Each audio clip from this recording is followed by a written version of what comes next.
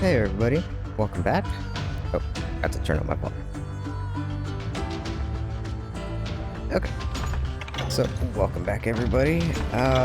Took a couple days break. Oh, the music is really loud. Oh, okay.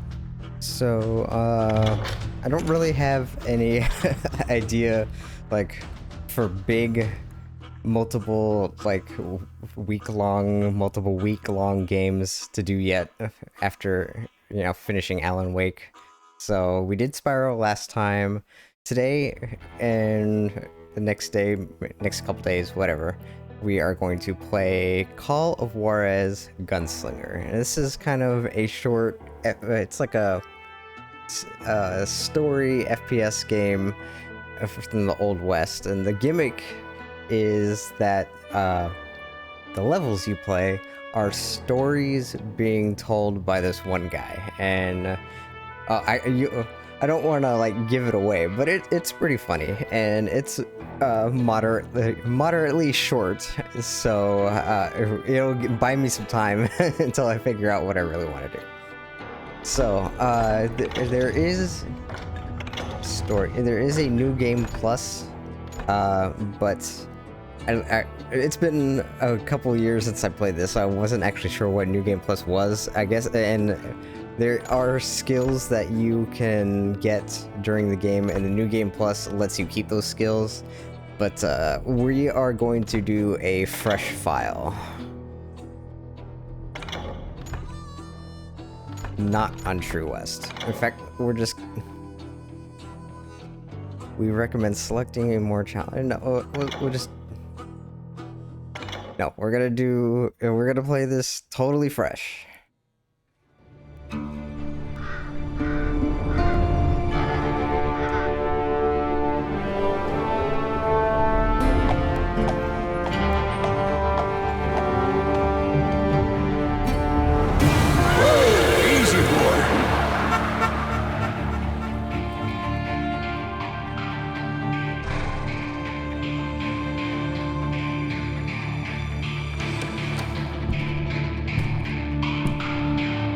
Don't I know you, sir?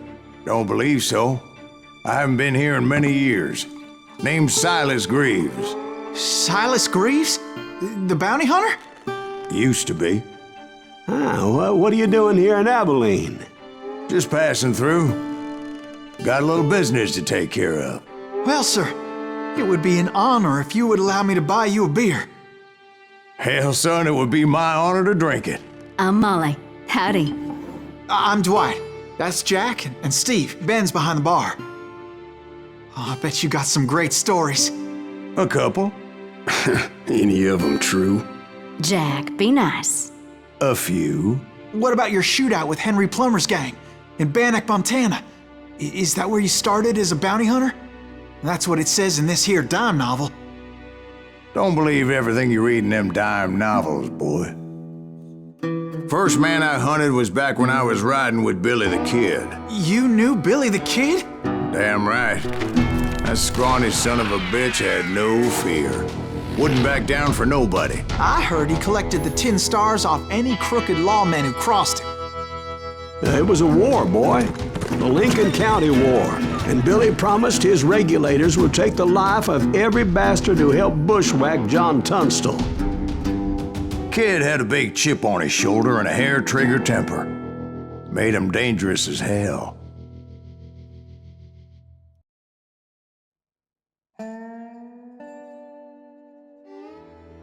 So I'm not sure if if it's just the movies, but that was very loud. I just turned the volume down.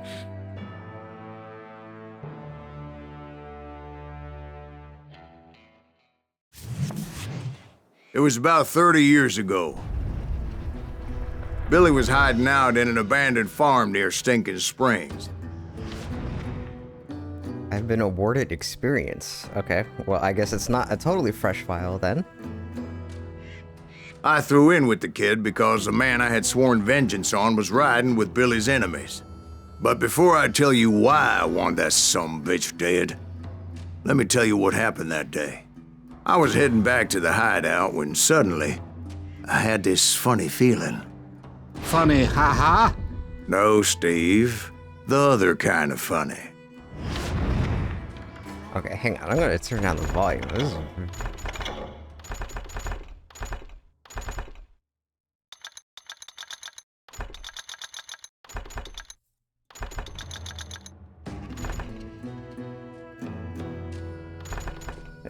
Guess we should probably turn down the sound effects even further, so... Okay, and press U. You have 1 skill point to spend here now. Select any of the 3 skill categories and then purchase its leftmost skill. Gunslinger, dual-wielding desperado. Ranger, long-distance sharpshooter. Close-quarters fighter. Dual-wield revolvers. Oh, yes, I guess we do probably want to dual-wield, don't we? Concentrate. Longer combos. Don't stop your killing frenzy so soon. Your combo meter will stay active for 50% longer. Better chaining and longer combos mean more experience. Revolver ammo capacity increased. To carry even more of these deadly revolver bullets, you receive 100% capacity for revolver ammo. Iron sights slow down time. Take your time when aiming. When you aim a long or one-handed weapon, you get a fraction of concentration like slowdown. Okay, so that applies to revolvers too, so we probably want to grab that.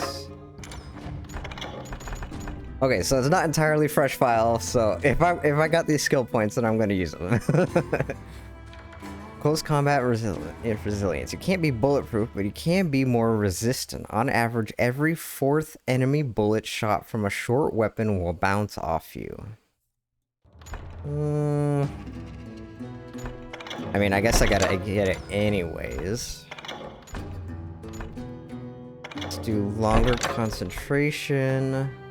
Faster revolver reload. Reload in the blink of an eye. You will be able to load bullets into your revolver cylinder while it's spinning, which means 50% faster. Hints about nuggets of truth. Don't miss any important details. Additional sounds and hints will lead you to the hidden nuggets of truth, provided you get close enough. That means more experience. More rifle ammo. Higher combos and concentration. Be even more efficient when focused. Combo multiplier and concentration will stack by 2 levels instead of 1. Higher combos means more experience.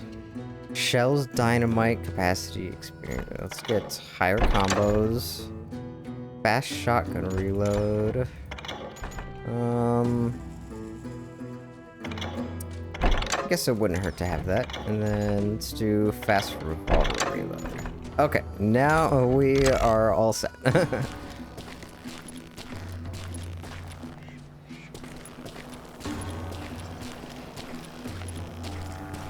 Mountain Bridge Bourbon Whiskey.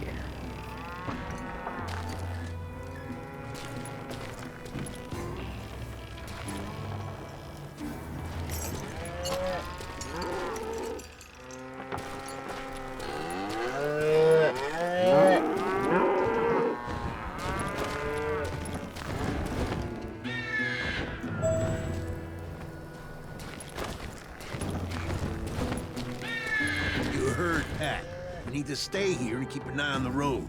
That's not fair. We're missing all the fun. I knew those 2 morons would never let me through. I had no choice. Wait, what? Okay, sorry. I guess I should have read.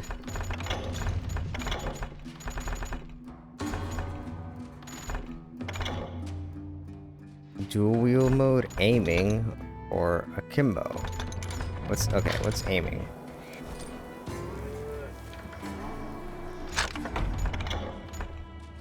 You can press wheel up or 3 to dual wheel.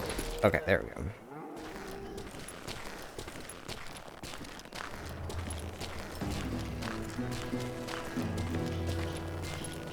Who's that? Is he with us? You earn experience by killing enemies. You need it for leveling up and gaining extra abilities. Was it Pat Garrett's posse? Oh yeah. I heard the shots and I knew I had to move fast. Garrett and his army of deputies had surrounded the entire homestead. They're coming from the I rear! decided to help Billy and the boys out a bit. So that's just what I did. Press Q to enter concentration.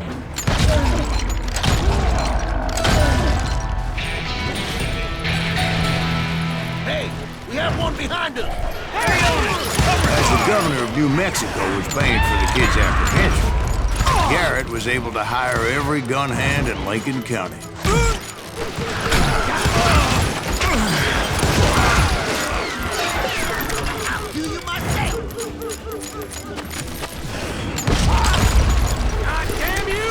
I knew that going through that front door meant putting my butt in a shooting gallery, so I decided to get sneaky.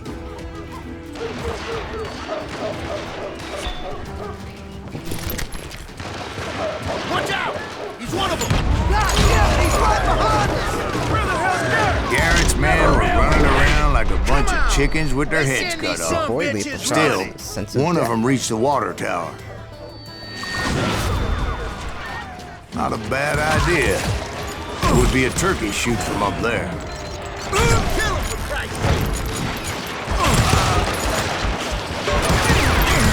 Luckily, these shooters Garrett hired weren't the sharpest tools in the shed. You're dead!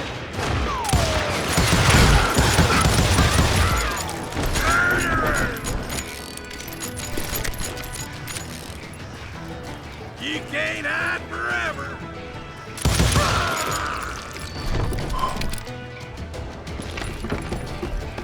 The right position is very important. Personally, I prefer to be on top. Oh, you do you? Indeed, darling. But where was I? Oh, yeah. A lot of them were saddle tramps or sod busters or drunken drifters looking to make a few bucks. That was too damn close! How did that guy survive? Then, I heard a friendly voice yelling at me from the window. Back door! We'll cover you! Try aiming, you idiot! Truth be told, things weren't much better behind the house. I saw a pickup. I'm not exactly sure what the difference is between the guns. I just automatically assumed that one was better than the other.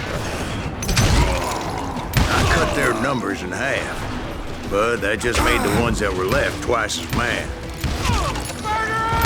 They made up for their lack of skill with a seemingly endless supply of ammo.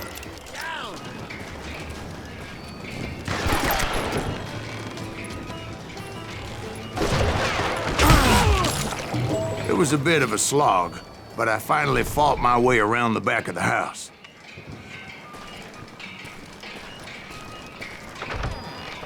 And like that, I was inside, none the worse for wear. I passed dirty days, Better than a rat in a trap! and upstairs I found Billy and Charlie Bowdry. You think you can kill me, How about that? Huh? You like that?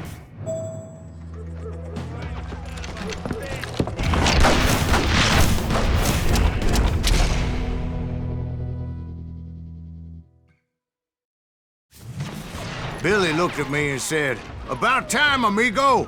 Grab a gun and get to the window." Wait, so you were friends with Billy the Kid? Yeah, sort of. Anyway, we were surrounded by dozens of deputized shooters who wanted to do us harm. Billy's worth $500, dead or alive! I can keep this up all day!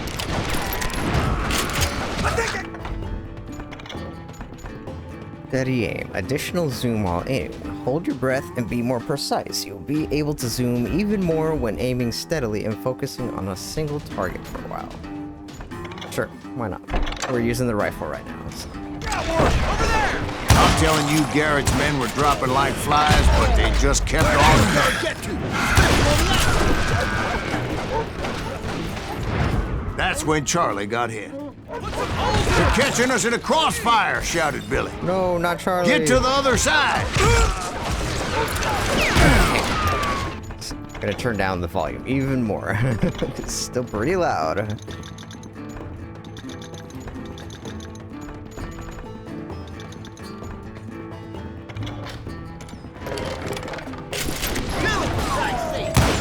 What?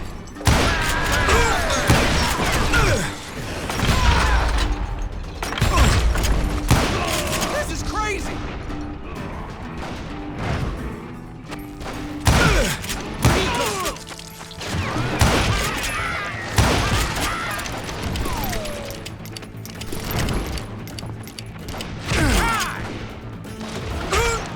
I don't know how many of those cocksuckers I personally put down, but it was pretty clear, even to Billy, that maybe discretion was the better part of valor. What's that mean? It means that it was time to cut and run. They got a Gatlin, Billy shouted. Get the horses and bring them round back. I'll draw their attention. He directed that order at me, and I thought, why the hell do I have to do it?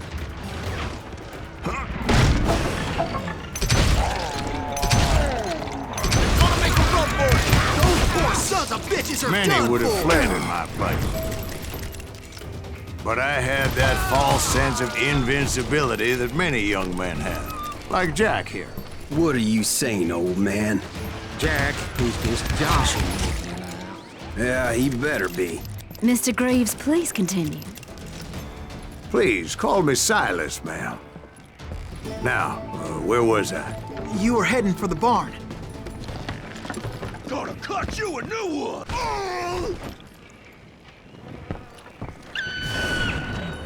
Right. Making my way past a passel of fallen foes. Sounds like Garrett hired a whole regiment of hired guns.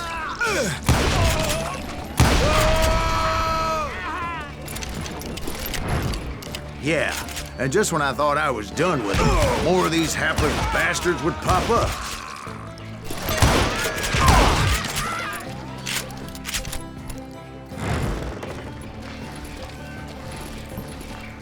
Finally, I had the stables within my reach.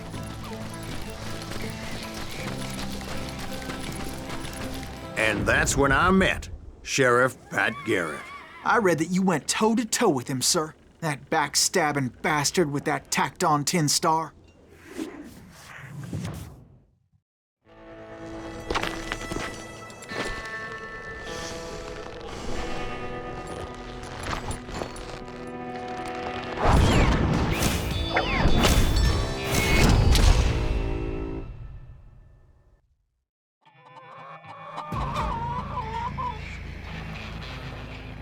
You challenged him to a showdown. You read that in a dime novel?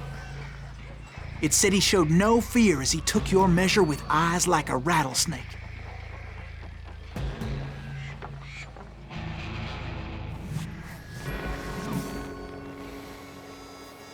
Keep your enemy in focus using the mouse.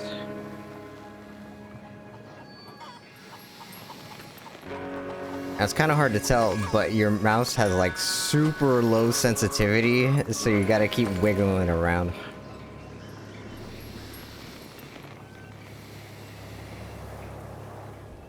When your opponent reaches for their gun, press left mouse to draw your weapon, aim with the mouse, and then shoot with left mouse button. And you're. And that you killed him in a fair fight. Is that what that penny You have dreadful to wait said? until he draws. No, boy. That ain't what I meant when I said I met Pat Garrett. So let me start again. I finally reached those damn stables. So this is the gimmick. Like everything being told is just a story. You know, it's all Stepped presented inside, as a story. And bam! Last thing I heard was Garrett's voice. That's not Billy. And go on, how did it end? And, boy, that was just the beginning.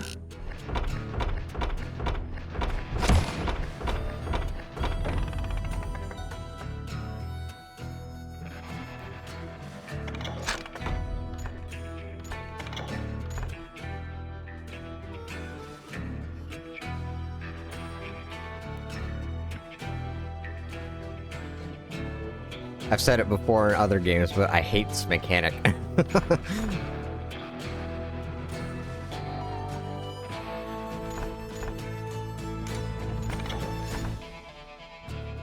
25% range, minus 30 to recoil, 30% fire rate, 50% aim speed. That sounds pretty good.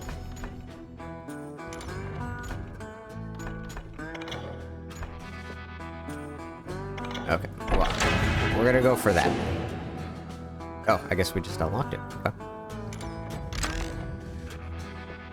Okay, so yeah, honorably kill. That you can just pull your gun and shoot them before they drop, but I'm pretty sure you get less experience, and then like the other characters that Silas is telling the stories to, they get mad at you and they call you shit. Seems like it was a bit easy after all. Would you like to switch to hard? They really want me to play on hard, huh? Oh, okay. if that's what they really want.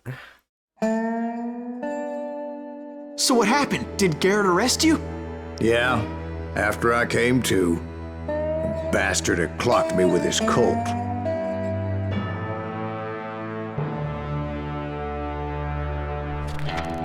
And the kid surrendered? When he realized there was no getting out of there alive. So they locked you up in Lincoln? Indeed they did. Sentenced me to hang right along with the kid.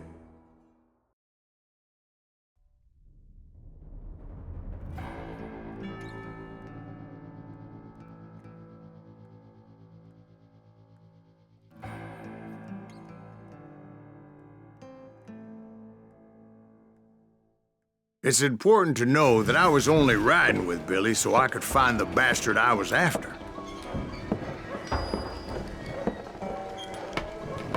4 months later. He was with John Kinney's gang, and they were sworn enemies of Billy's regulators. Why were you after him? I owed that son of a bitch a bullet for what he had done to me and mine. Instead, all I got for myself was a goddamn death sentence. Luckily, it was right around then that I heard Billy make his move. He shot Jim Bell and a few other guards as he made his getaway. Later, they wrote that some lady friend planted a pistol for him in the privy. What the papers didn't say is that Billy helped me escape, too.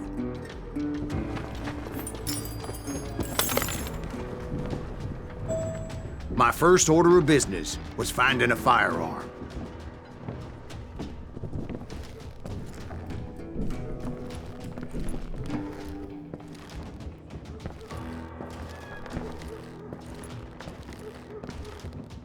Luckily, I located Deputy Bob Ollinger's mean-ass shotgun.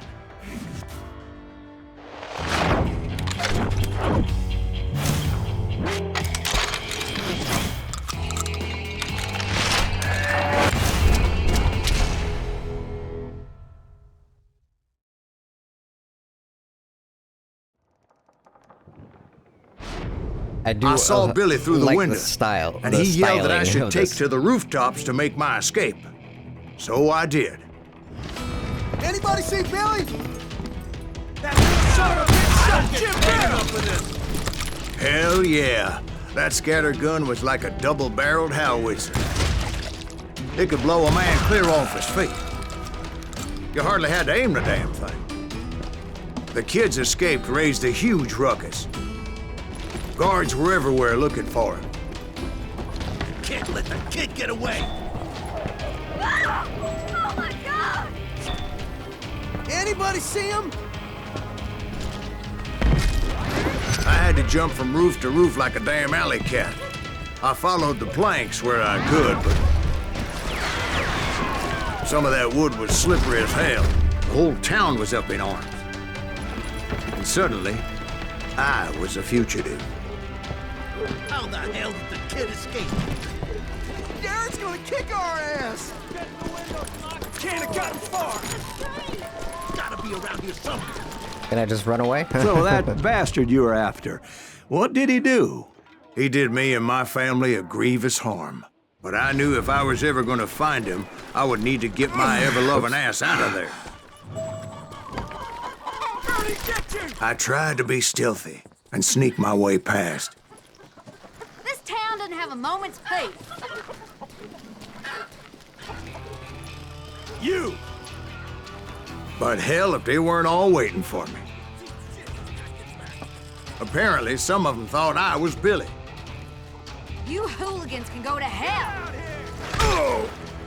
Oh shit. You're dead!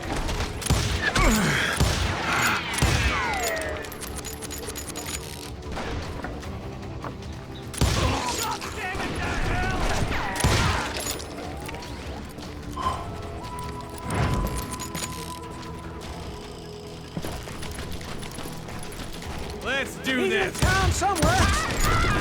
See, me and the kid shared a certain similarity in build and coloring. I was just glad I had Deputy Bob's mean-ass shotgun.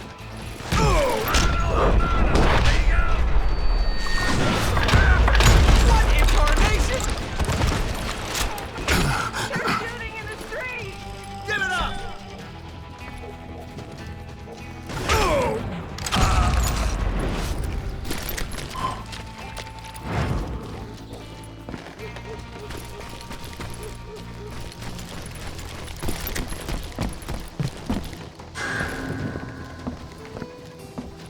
Let's do this! Get your headstone!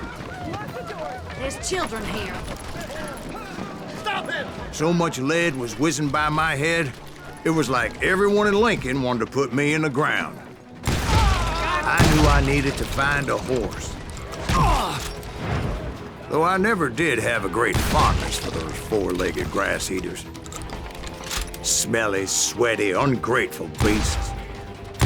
We prize them too high, if you ask me. Put down your weapon!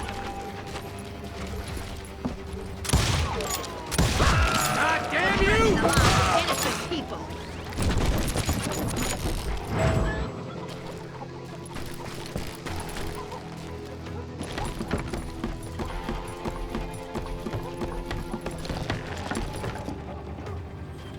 Damn town's going to hell in a handbasket!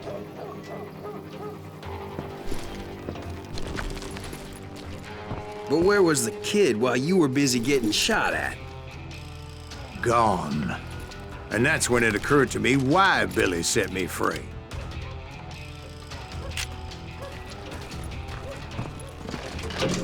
Got that son of a bitch!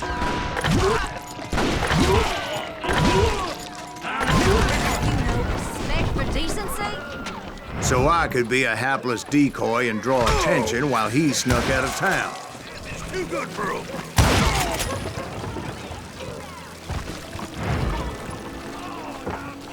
Blanky! I knew if I made it out of there in one piece, no one would put a price on my head. Because everybody in Lincoln would be dead? No, because they all thought I was Billy. And all that blame would fall on him. Meanwhile, Deputy Bob Ollinger was organizing a posse to put me down. He was already a mean son of a bitch, but he was doubly pissed that I stole his mean-ass shotgun. Anyway, it was me or them, and the only way forward led me straight to perdition. But the cards were dealt, and I had no choice but to play them. Okay, what do we got next? Fast aiming. Pick your targets faster. Your speed of aiming any weapon will be increased by 30. I mean, it's already pretty fast. Making time. Improved agility and concentration. Be as fast as greased lightning. You will be able to move and run 50% faster during concentration. On the run. Reload while sprinting. Improve damage and concentration. Just focus and do even more damage.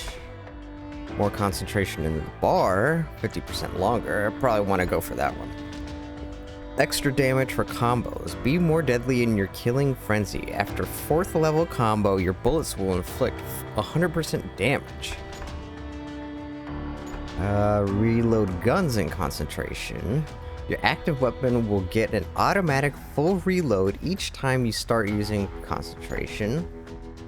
concentration goes up to 6 instead of 4. Or your concentration bar will completely refill after reaching a combo level that is a multiple of 6.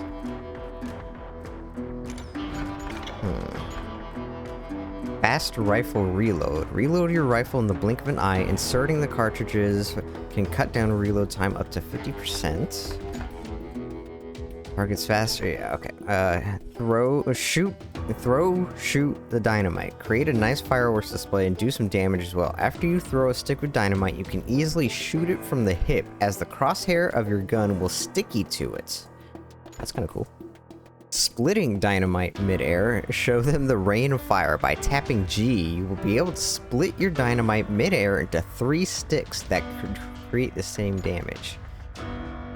More concentration for headshots.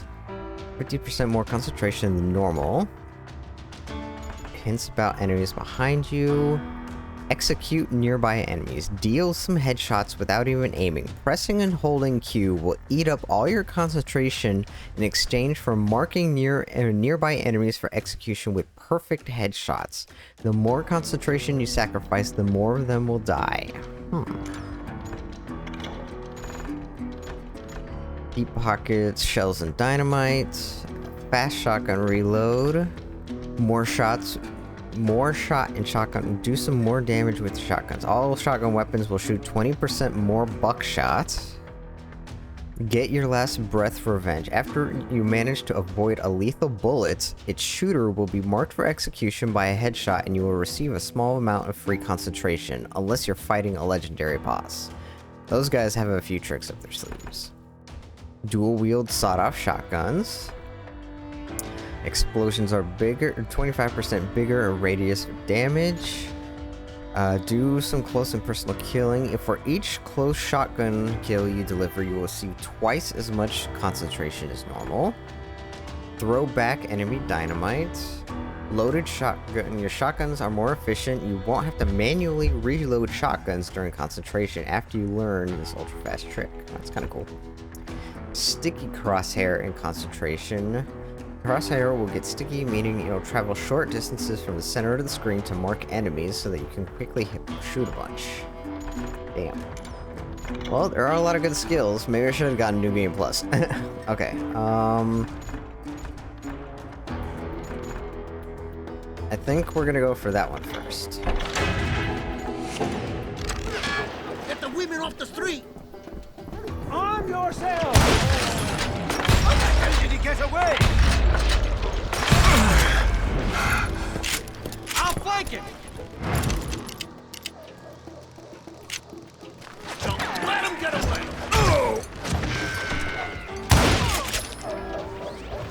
Show yourself, coward! I don't get paid enough for this!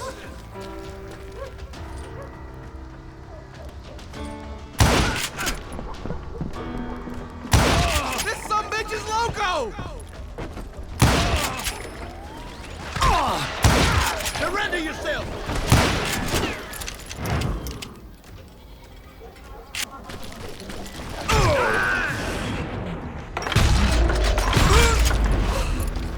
Finally, I found what I was looking for. The stables on the edge of town. I guess Billy saved your ass, taking out Bob Ollinger the way he did. Billy didn't kill Bob. Sure he did. He dispatched him right after he shot Deputy Bell. No, sir. Because Bob came right up behind me, angry as hell that Billy had lit out. "Hello, Bob," I said. "I think you better let me go." And he says, "I don't think so, boy. Not with my shotgun." So we stood there in the middle of the street, eyeball to eyeball. He intended to kill me, and I knew I had no choice but to defend myself.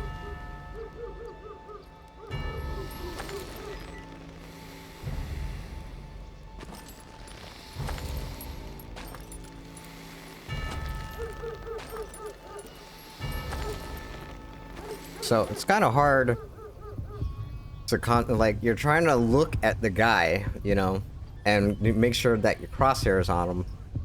and your hand is over in like your peripheral vision, so it's kind of hard to keep them both in check.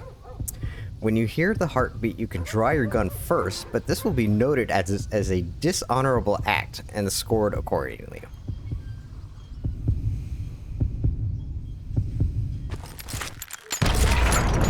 Oh no!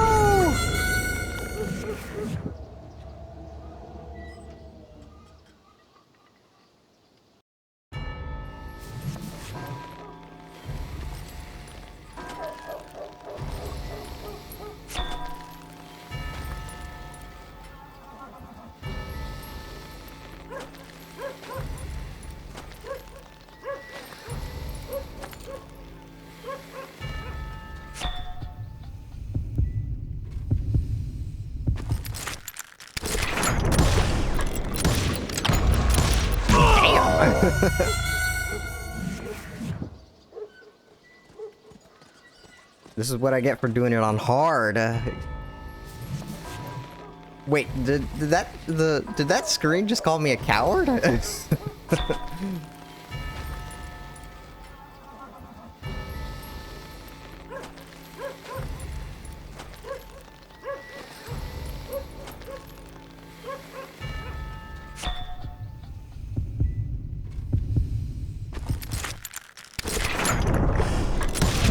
There we go. I killed him in a fair fight. Everybody saw I had no damn choice. Well, Lincoln got a mite depopulated that day. Pat Garrett gunned down Billy 3 months later, so his escape was all for naught anyway.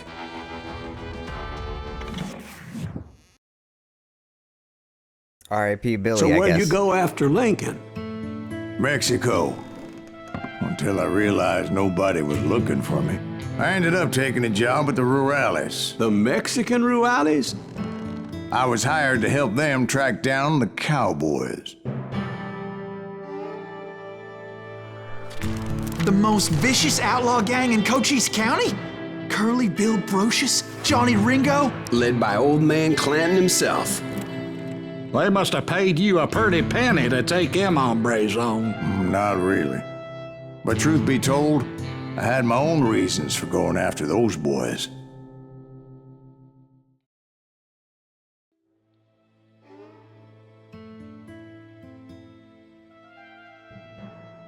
Sorry, I'm gonna turn down the volume a little bit more. I'm watching it on OBS, and even though we've turned it down a lot, it's still kind of like maxing, like hitting the red on OBS. So I think we need to drop it down a little bit more.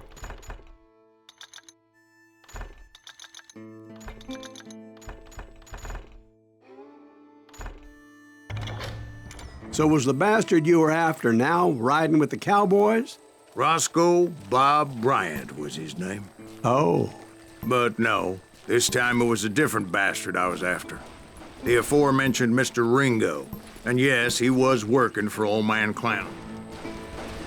Okay, so one thing I'm not entirely sure on, I've unlocked 2 different pistols. So how do I switch between the pistols?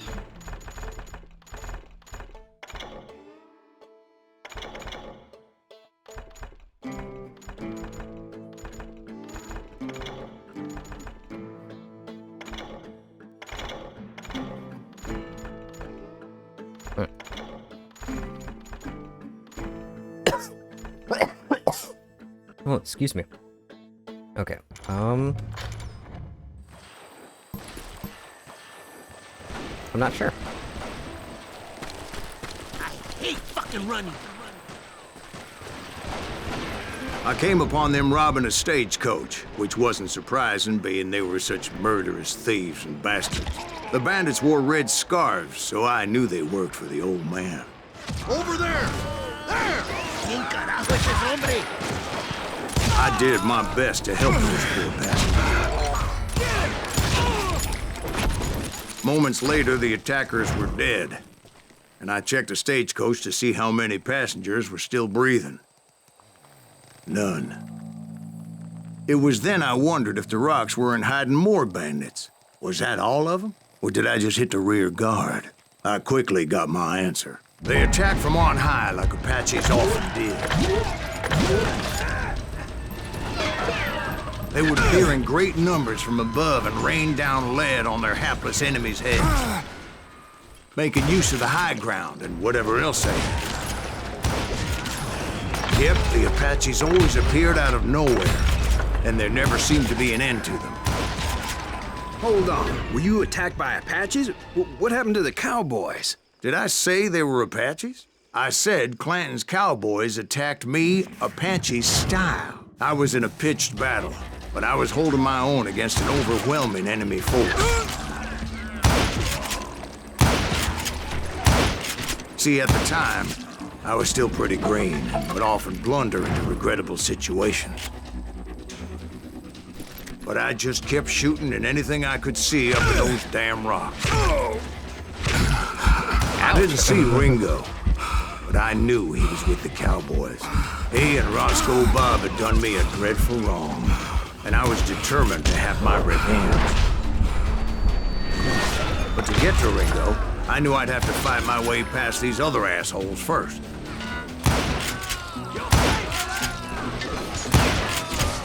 Unfortunately, I was running out of ammo. I'm doing okay. Oh, Another wait. perfect example of my relative inexperience as a hunter of men. I see it like I totally had my immediately ammo knew right that there. a tactical retreat was called for, as my vengeful fury was much less impressive without the bullets to back it up. Where's he going?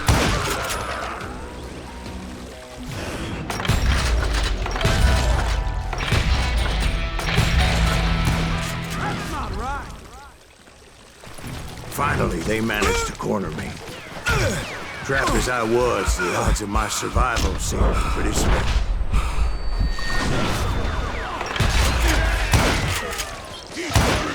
Luckily, serendipity was on my side as I suddenly spotted a way out of my predicament. And yes, that door or that hole in the wall was I not ran there. ahead as if the devil himself was after me. That's part of Bullets the were story whizzing gimmick. by my ears, but I wasn't about to roll over and die. I just kept running like there was no tomorrow. Because there wouldn't be if Clanton and his men caught up with me. As I was scurrying around those caves, I thought, what was I thinking? Going up against a gang like this?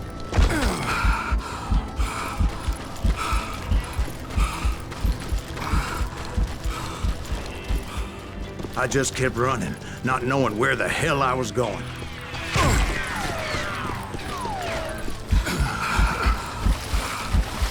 And that's when something miraculous happened. Like manna from heaven. I found the desiccated remains of what looked like an Apache warrior. The old weapon next to him supplied me with some much-needed ammunition.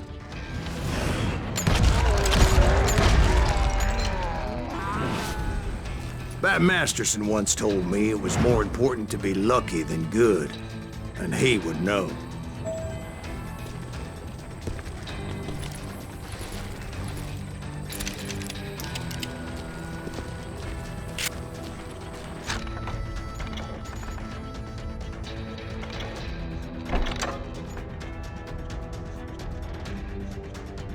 Okay, and then, yeah, we're definitely getting that next. And imagine my surprise when I found a fistful of dynamite to go along with that ammo. That stroke of good fortune evened the odds and bolstered my confidence. It was time to turn the tables. Time for the prey to become the predator. Time for the hunted to become the hunter. Time... All right, Jesus, we get it. They were right where you wanted them. That's right, Jack. Oops.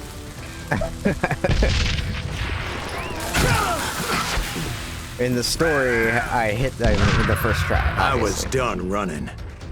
And the old man's boys were not expecting that. No, sir. They're mine! I came at them like a wildcat. Okay, I need to show. I'm so used to having. Oh, well, I guess, yeah. It's still really fucking loud. But I'm so used to having No, key bindings. Your pistol as number 1 instead of your rifle as number 1.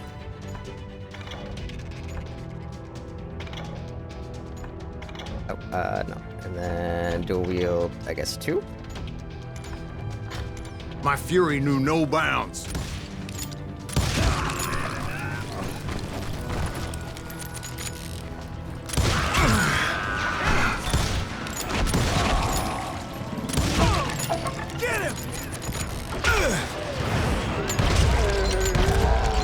It was finally time for that old man to pay for his sins.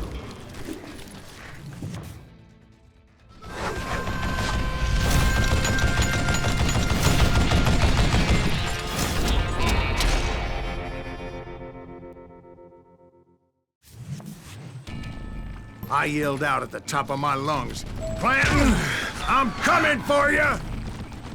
A little stealth might have made more sense, to be perfectly honest. Because that old fool had a Gatling gun and enough bullets to last him till kingdom come.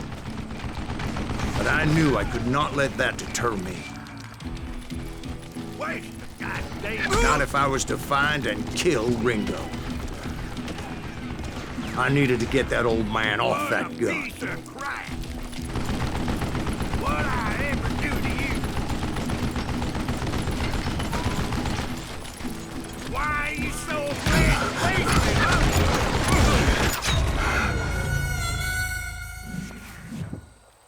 Damn. I thought I shot him. Maybe I just Most I everyone just thought didn't it was kill the him. Ruales who had come up against him in Guadalupe Canyon. But it was just me.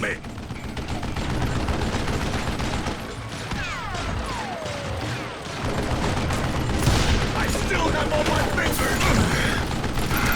I don't know how you lived this long.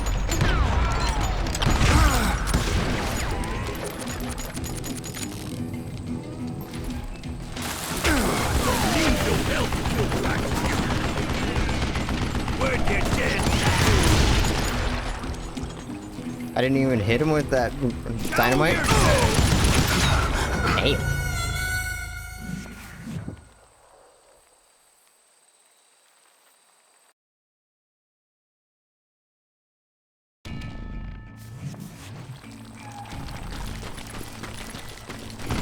I don't know how you lived this long. Me either.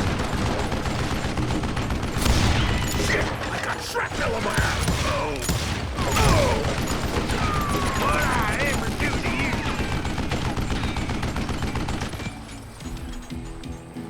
Hey, let's see what you made of, boy. Would you just die?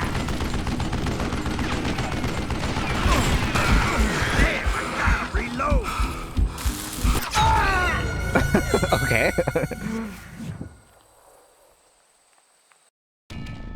I guess he was lying. You one stupid zombie. You can't be that. Okay. Oh, and that was my last dynamite. Goddamn bullet.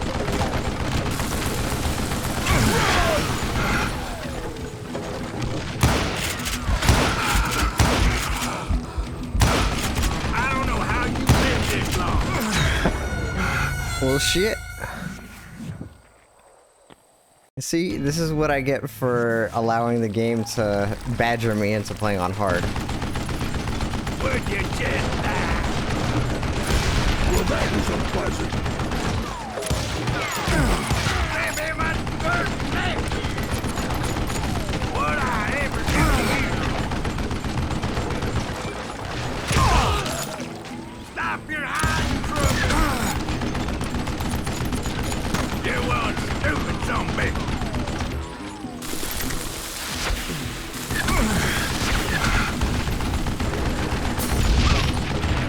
Yeah, that one actually hit him finally.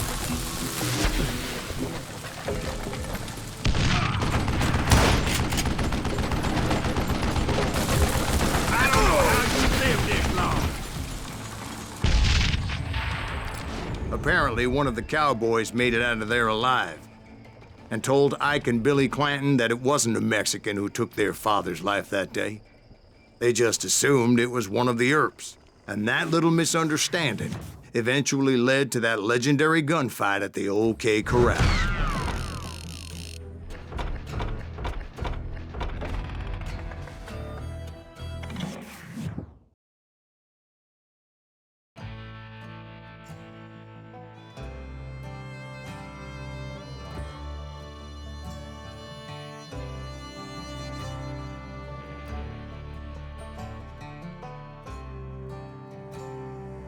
Real men shoot chickens. What? What does that mean?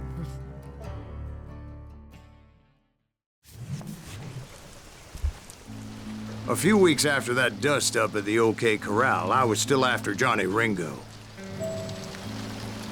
I had tracked him and the cowboys to their hideout at a sawmill, and they were loaded for bear. Somebody's coming! So, what exactly did Johnny Ringo do to piss you off? Well, him and that other bastard. Roscoe Bob Bryant? Yep. They both deserve to die, and I promise I'll tell you why. But first I need to tell you about the Cowboys' new boss, Curly Bill Brocious. Earp's coming! Get ready, boys. Send him to hell! Curly Bill took charge of the Cowboys upon the old man's demise, and after that gunfight at the OK Corral, the Clantons wanted revenge. So they murdered Morgan Earp and grievously wounded his older brother, Virgil. That ain't Earp, is it?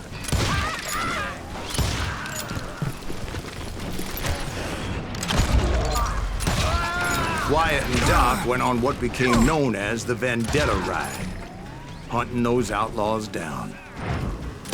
So when I showed up, that's who they thought I was.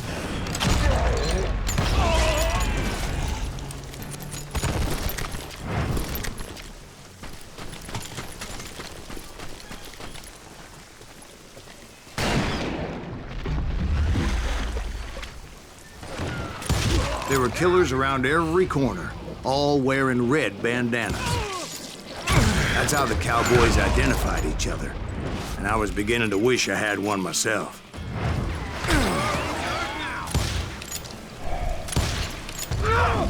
But I wasn't about to let Ringo walk away unscathed, and that's what drove me forward. They say that Ringo was infernally fast. I hardly saw anyone faster, boy. Certainly not Wyatt Earp. That man was all hat and no cat.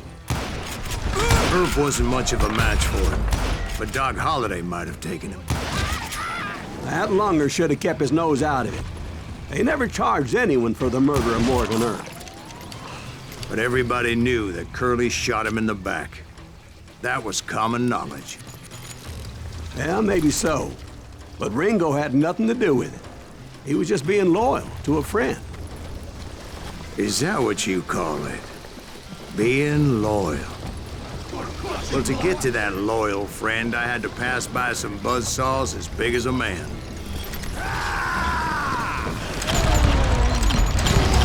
Excuse me, sir. I have a question. What's that, Dwight? After old man Clanton died, why didn't his son take over the Cowboys? Because Ike Clanton was dumber than a box of rocks and a yellow belly to boot. Now, where was I? Taking down the entire cowboy gang single-handed. Indeed I was, Jack. God damn him!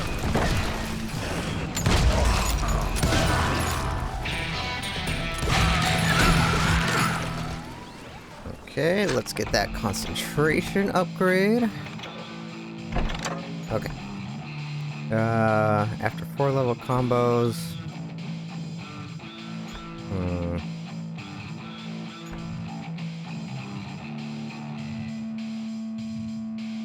That might be good.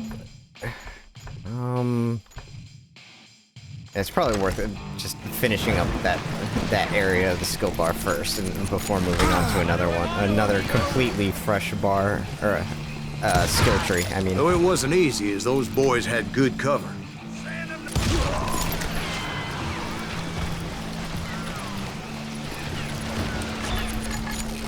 a nugget is somewhere nearby.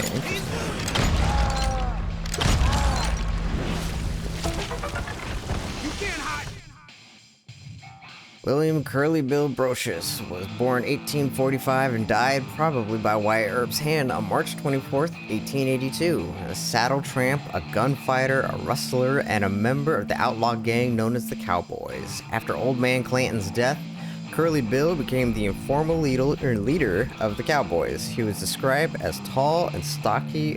4 pages. I don't care that much.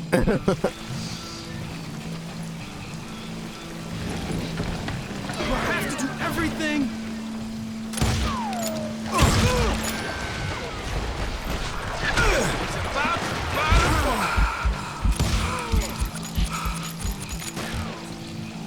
That's right. Run!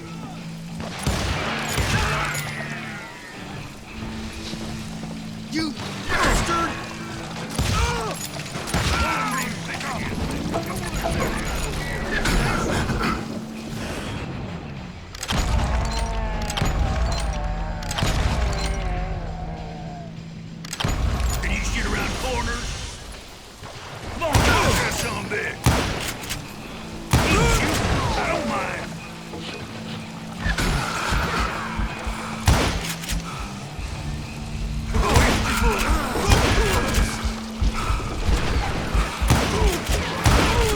There were carts everywhere, piles of lumber, and God knows what else for people to hide behind. That was kind of close.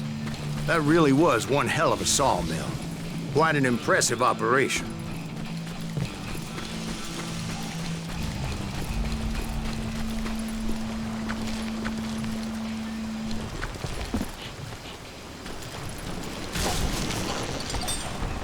Oh, I could have just used that. Whoops. Oh, too late now.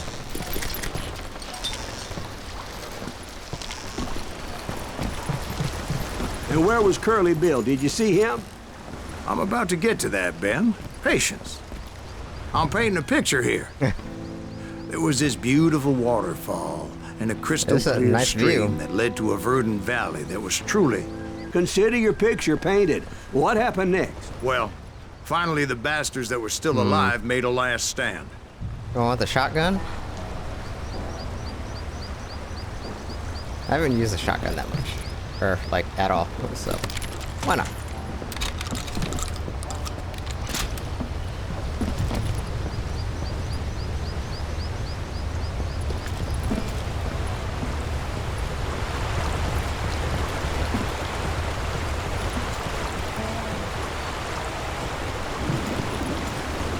Silas, I can't help but notice that this is a dead end.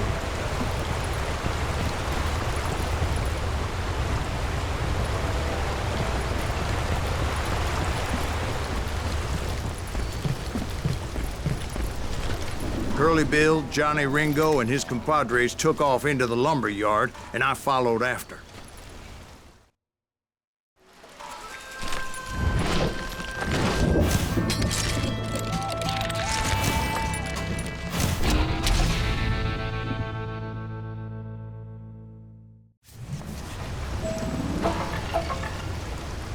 Are you saying they ran? Cowardice was not in Ringo nor Curly Bill's nature. No, sir. I never said they were running scared.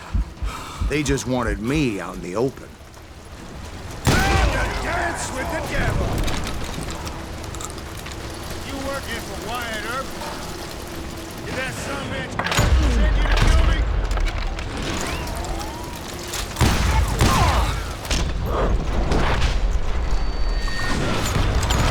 Like a scared little puppy.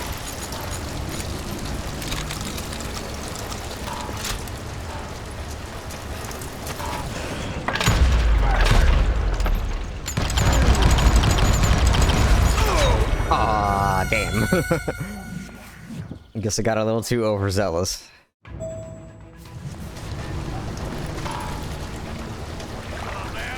out wherever you are. Get him, boys.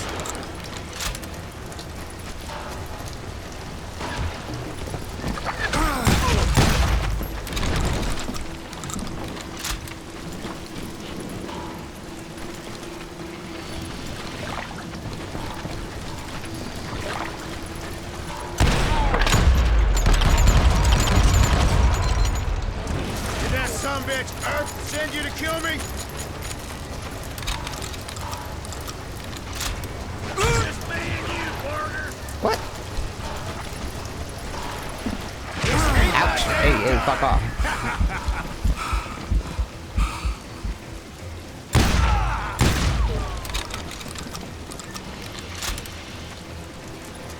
You can't hide forever, boy.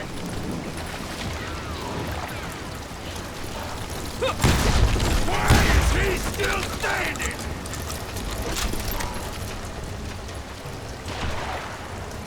You're dead.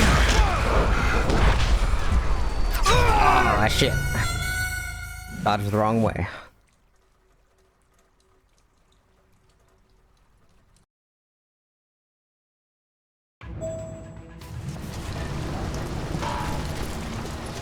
Come on out!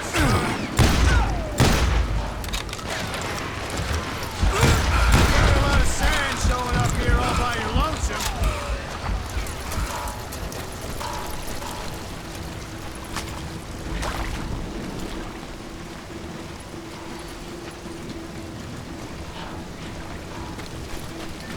Oh, wanna play hide and seek?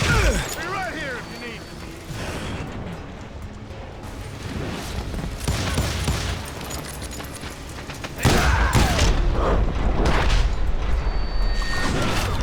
What the heck just happened? Yeah, that's what I'm saying. Make him fight for that!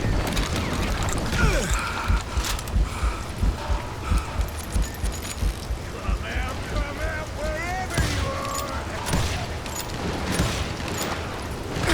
Kill that murderous cocksucker! Let's see what you got!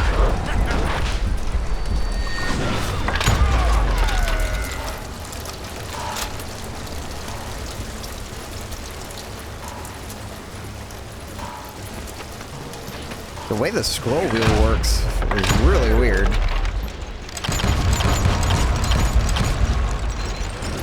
Come on! Kill that annoying son of a bitch!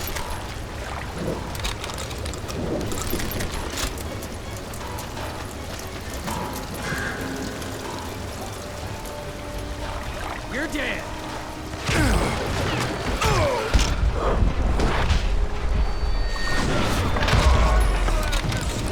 Little puppy.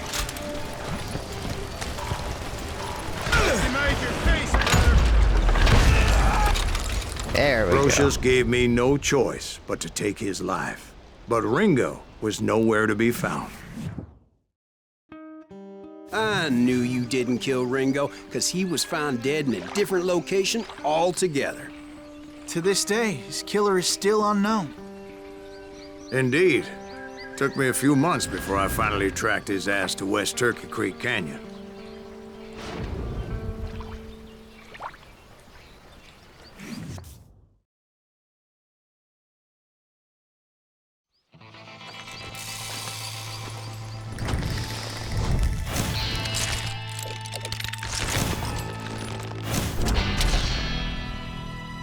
He looks exactly the same as the other guy.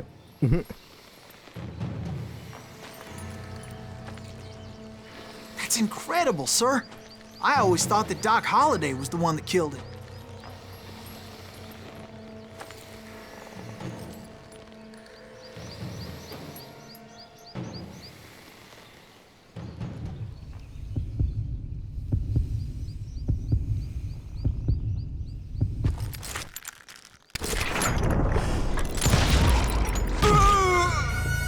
Oh, dang, double kill.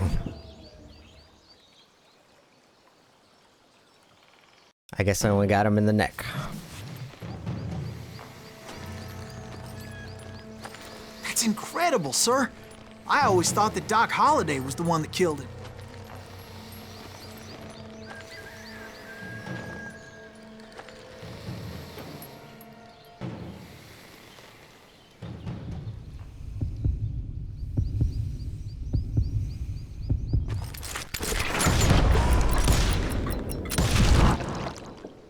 Sorry I had to ruin the legend for you, boy. Yeah, he definitely But took it the easy on legend me. ain't always true. You notice he only shot the one time? Doc Definitely took it Holliday easy had on me. nothing to do with the death of Johnny Ringo.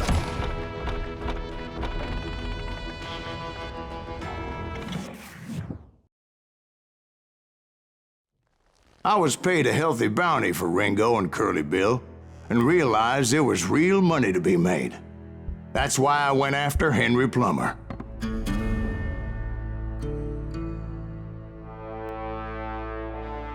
Now, wasn't he the sheriff who augmented his income by shaking down miners and robbing gold shipments? That's the one.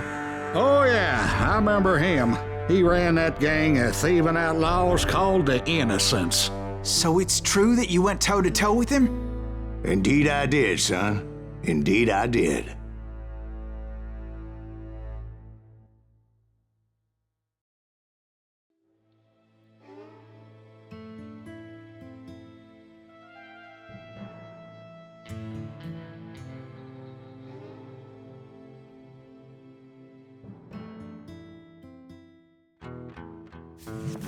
I knew I needed resources if I was going to track down Roscoe Bob Bryant, and hunting Plummer looked like a good way to get rich quick. As the local vigilantes exposed him as the leader of the bandits, and put a generous price on his head. Plummer rallied his gang to plunder one last gold mine before making their escape, and that's where I thought I'd find him.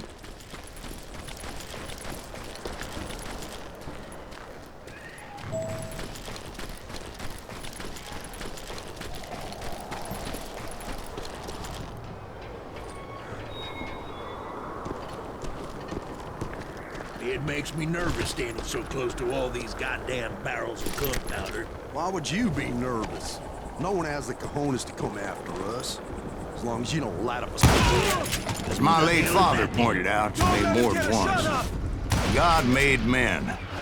Samuel Colt made them equal.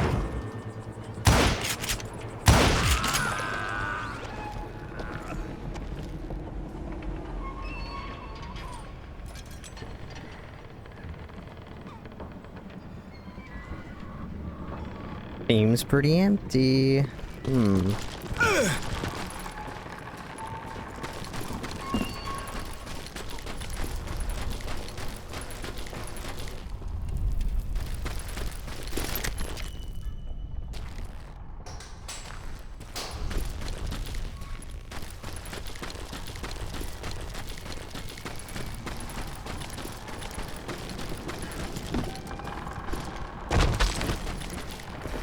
I knew that dynamite wasn't mine, so I decided the polite thing would be to return it. It was the biggest gold rush since Sutter's Mill in '48. Unfortunately, prospectors weren't the only ones drawn to those riches. There were thieves and killers, robbing travelers and hijacking gold shipments. Like those that ran with Plummer. Some were just regular folks I knew from town, drawn by greed and easy pickings. Charlie Crow, the blacksmith. James, who worked in the stable. Sam and Jeremiah Barber, the butcher's sons.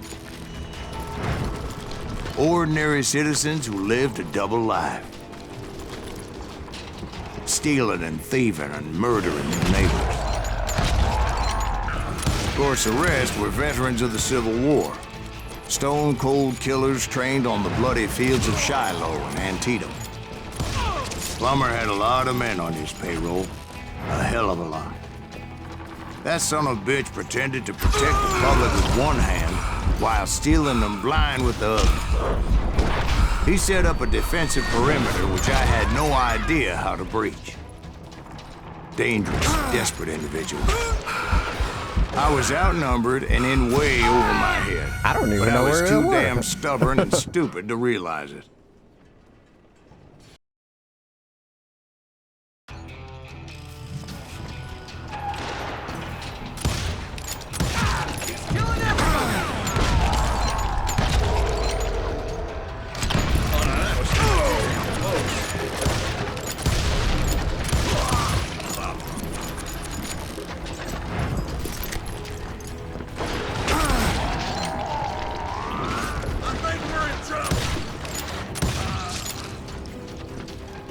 You ain't beefing me.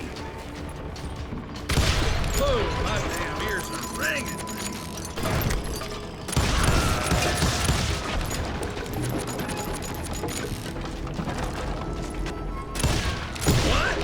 must have thought I was touched. Or had some kind of death wish. I thought I was some kind of hero.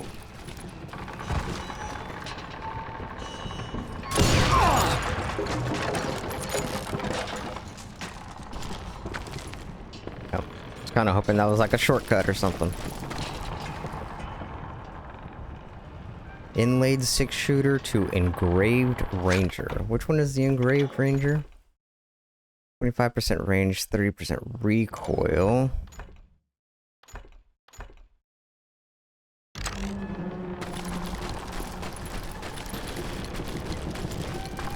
I finally made it past and headed on to meet my destiny.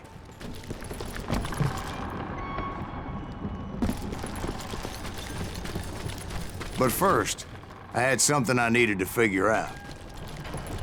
I had a few ideas on how to get into that mine, but once I made my decision, I knew there was no turning back. So my first thought was to enter the nearest mine portal. I saw an entrance. Made sense. It was the quickest way in, but that also made it more dangerous, as there would undoubtedly be enemy pickets posted along the way.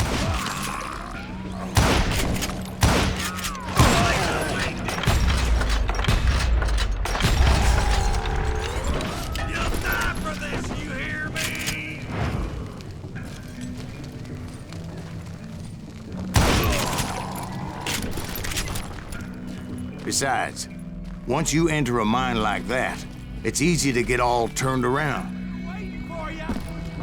And that confusing maze of corridors wouldn't even be the worst of it. Some of those shafts could be as deep as hell. A single stumble or misstep can easily end in a deadly plunge to oblivion. I'm here.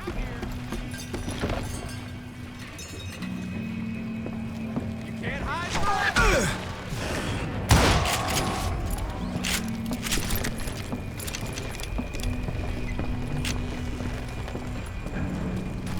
Quick reflexes often make up for a lack of common sense. Luckily, I was never one to be easily bushwhacked. I would just need to be careful not to blow myself to kingdom come. With all that gunpowder and dynamite everywhere, a body has to know what to shoot. Oh no! All it takes is one tiny spark, and boom. Okay, so apparently the bullets go through the bodies, so we don't do that. Get easy. Time to blow your shit up. One wrong bullet could have turned that mine into a dad-blasted tomb.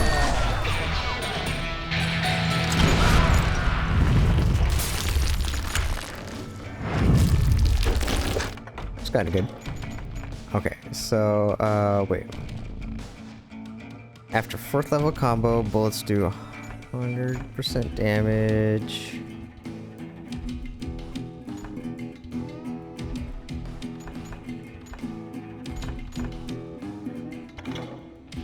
Sure. Oh, uh-oh.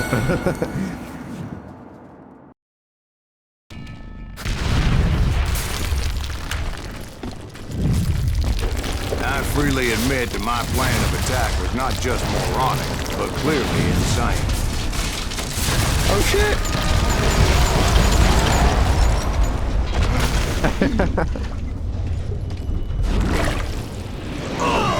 Oh, okay. It's a good thing that I abandoned that ridiculous plan before I even tried it. Oh.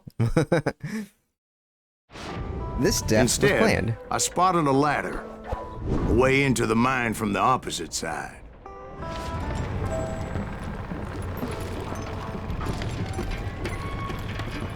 It was a long way around, but that approach seemed more sensible at the time. Of course, being I had a problem with heights, that scaffolding scared the bejesus out of me. Climbing down that ladder required some caution, because even though I had a younger man's reflexes, no man can dodge a damn bullet while climbing down a rickety ladder. I needed to make a leap of faith, which ain't easy when you're suspended between heaven and hell.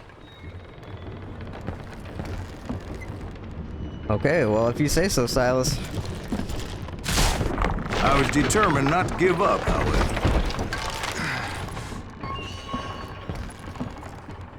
As Sheriff Plummer seemed quite the despicable character. When the vigilantes discovered what the sheriff was up to, people were outraged. That 10,000 they put on his head would go a long way to helping me find old Bob. And I had made it my mission to settle that score come hell or high water.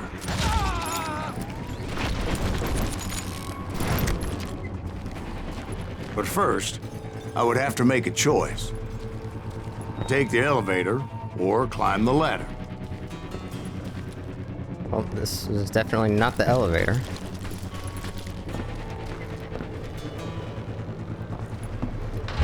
We're definitely taking the elevator, though. I picked the more convenient and more dangerous route.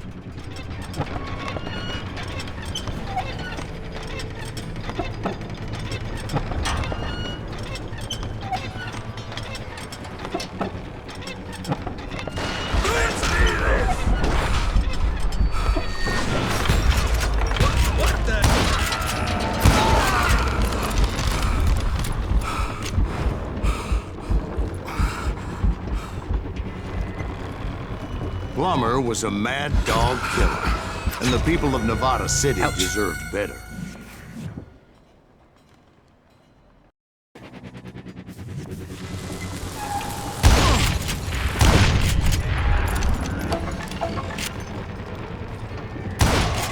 Right, well, he was the sheriff of both places at one time or another, but that's neither here nor there.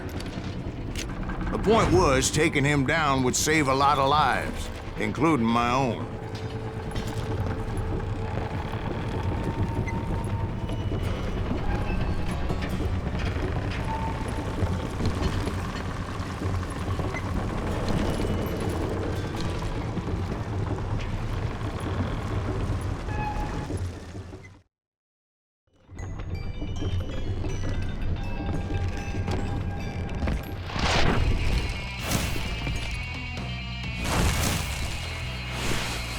This dude is a sheriff?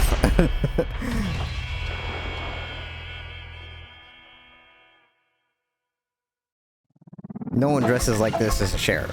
Catch this, you son of a bitch! This day is just getting worse and worse for you, ain't it?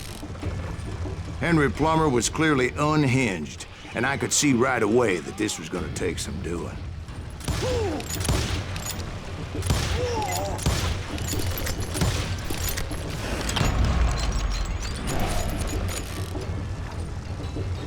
No blood money for you today!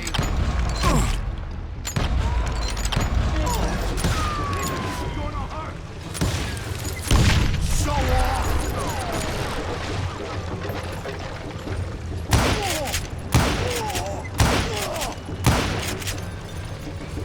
You can shoot, but can you aim? I need some help here! Come on, boys! Take this cocksucker out!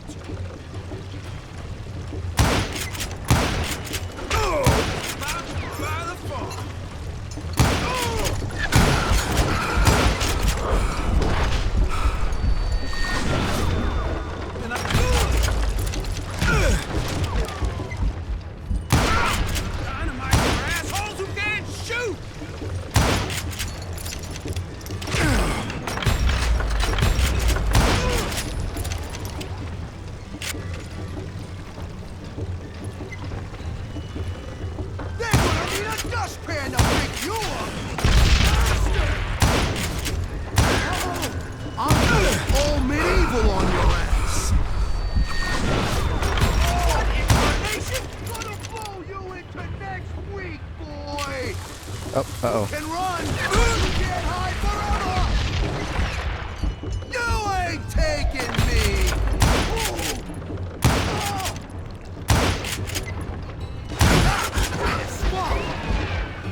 They're gonna bury you in a million pieces! Putting you down!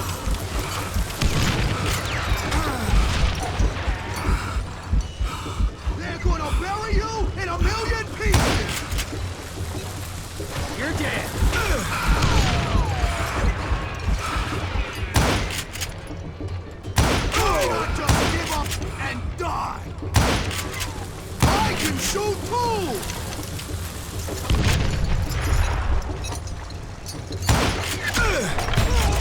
That was close. So that's how Henry Plummer died. Him and his crew were worth their weight in gold. And now, I was officially a bounty hunter.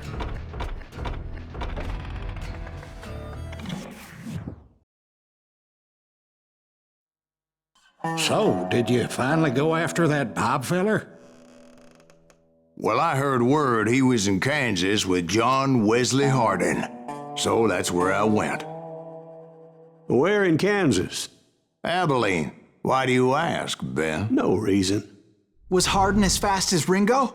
Ringo was fast, but John Wesley was as fast as the devil himself.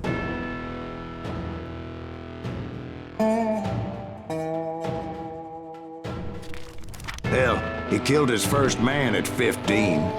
From that day forward, he had a price on his head and wouldn't back down for nobody, not even Wild Bill Hickok himself.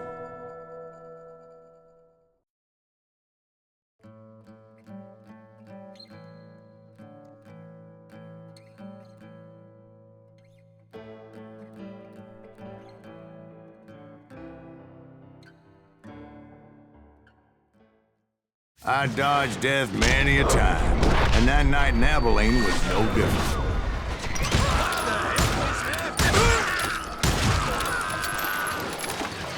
I was there with the intention of finding that bastard Bob and collecting the bounty on John Wesley. I thought the Texas Rangers got Hardin. Yeah, that's what they want you to believe. Put some holes in them!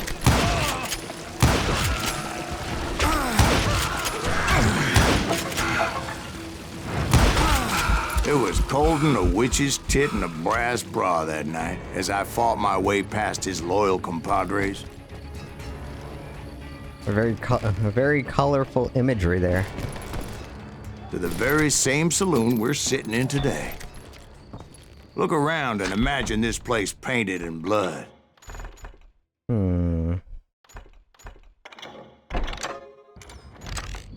Hardin was waiting for me, and so was a load screen.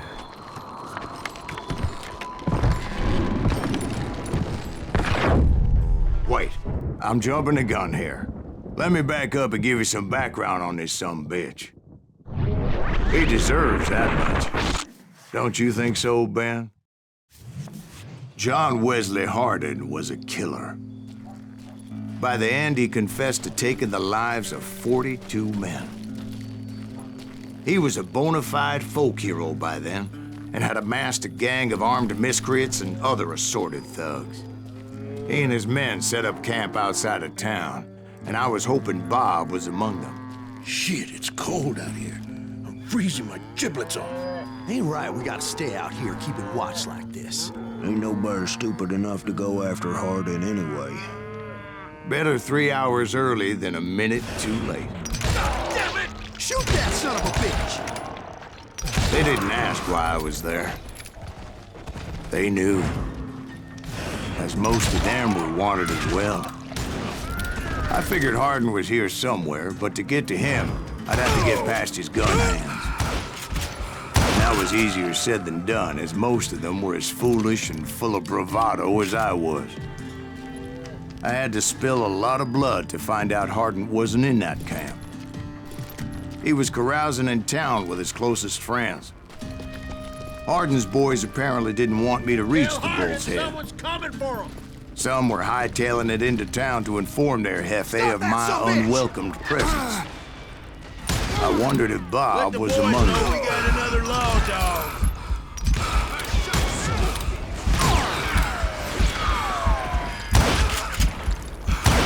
Brother, I'm gonna make you pay for that!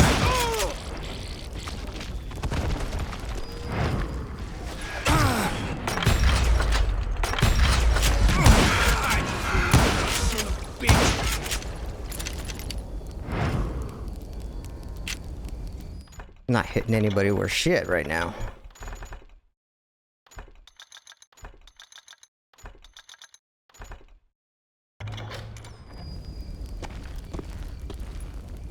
That's right!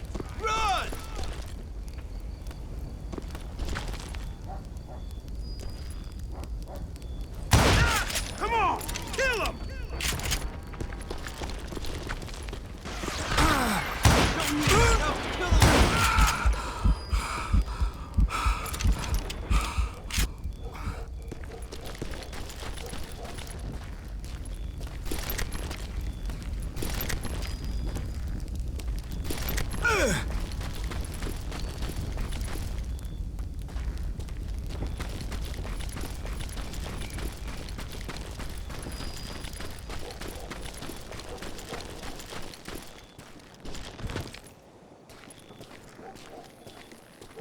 and I steeled myself for the fight ahead.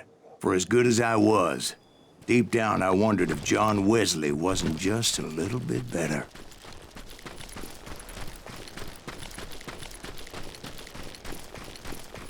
I have no idea what's back here, but if it's letting me run all the way the fuck back here, hopefully there's something.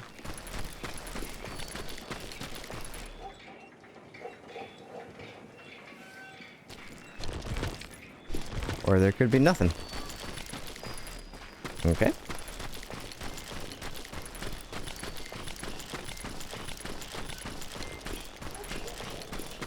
It's a little interesting that they let me run all the way back here, even though there's nothing down there. Or maybe that's where one of the nuggets was, and I already picked it up.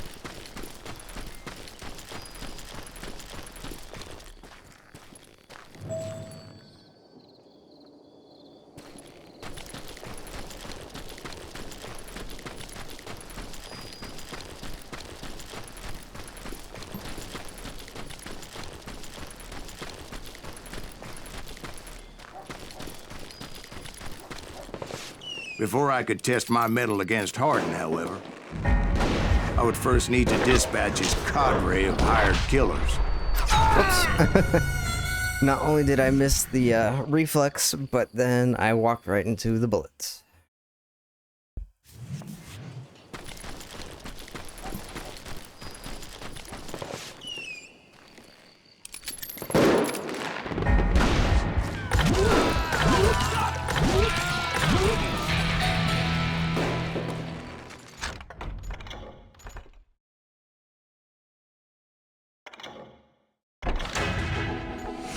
Legendary weapon. 30% damage, 25% aim speed. Most of these degenerates were beyond redemption, but John Wesley might have been a different story.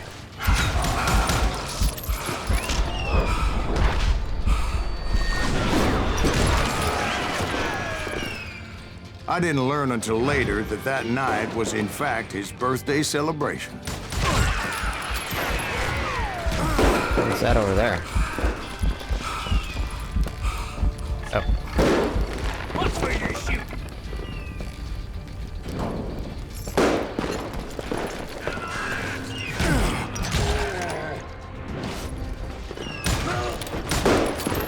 Shoot him! Shoot him!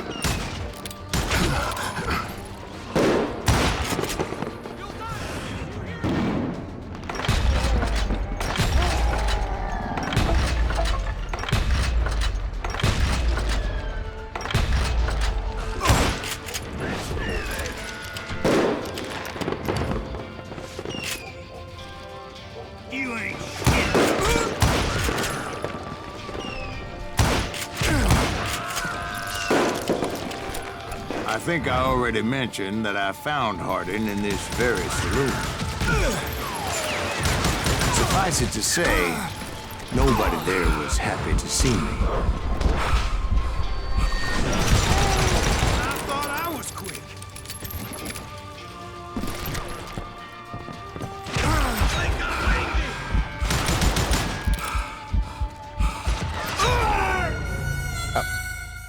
It's kind of hard to see.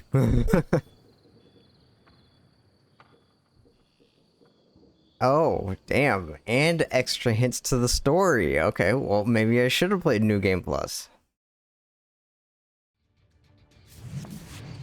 Well, shit. Too late now.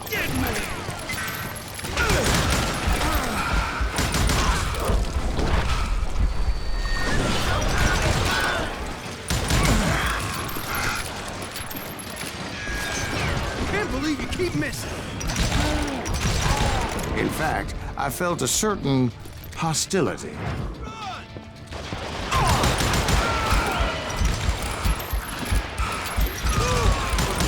One sorry son of a bitch.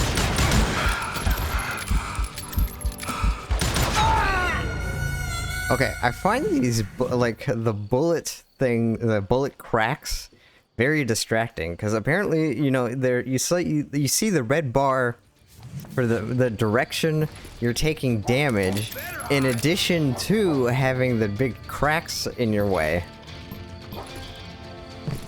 Kill him already.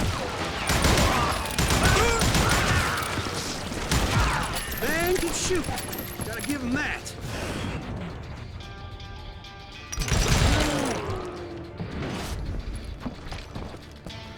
Yeah, you know you can't beat me. Okay, I guess that was kind of dumb. Did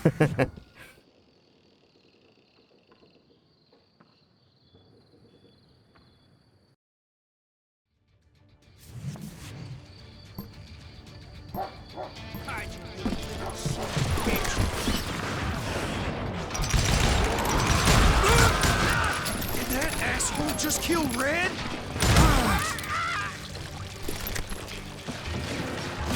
Do I have to do everything? You can't hide from me.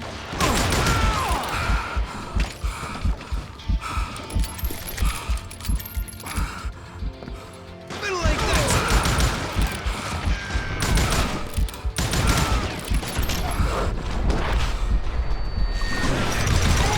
I was disappointed that neither Bob nor John Wesley were among the dead.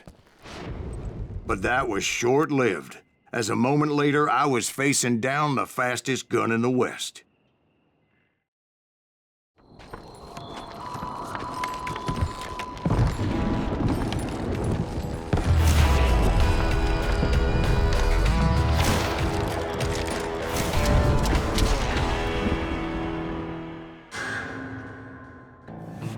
I felt a bolt of adrenaline.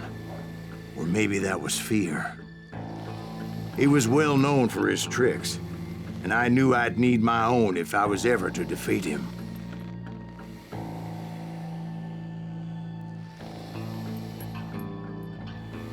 Man, this dude's just chilling.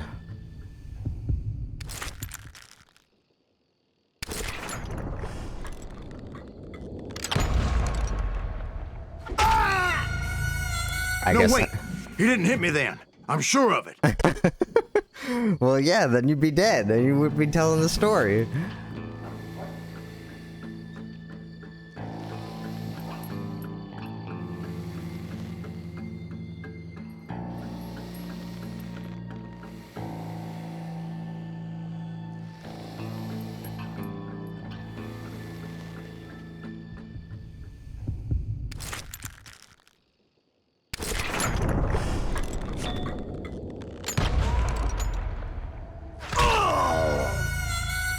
Okay. I mean, it looks like it's coming to the right, but maybe I'm mispercepting what's going on here.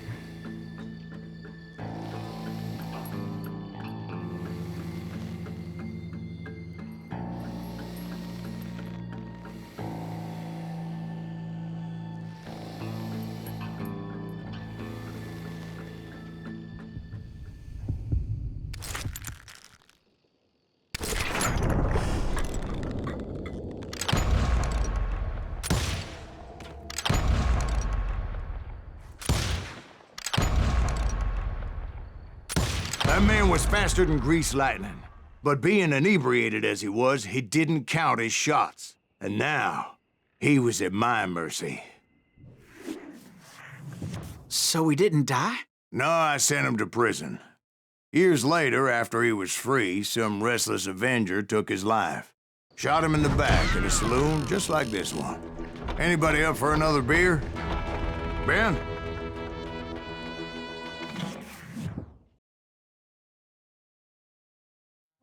Dodging bullets like the Matrix, Thank you, darling. Yeah, some say revenge is a dish best served cold. So whatever happened to that Bob guy you were after? Personally, I'd like to hear some of your other adventures. Like, I don't know, did you ever go toe-to-toe with a red man?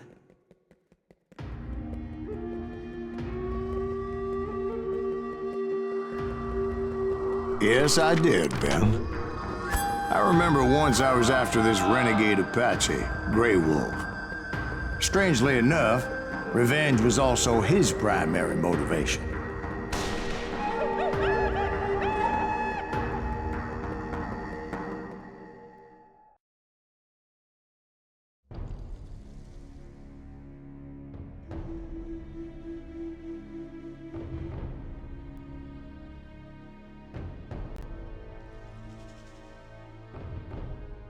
A bounty was put on Grey Wolf's head, and that's how I came to hunt him in the mountains.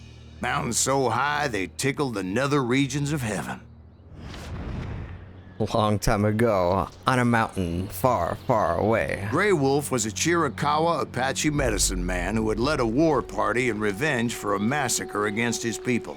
The U.S. Army had attacked his tribe during his daughter's sacred sunrise ceremony, and the slaughter was unspeakable. I understood his anger, as there's nothing more traumatic than seeing those you love die in a cruel and painful death.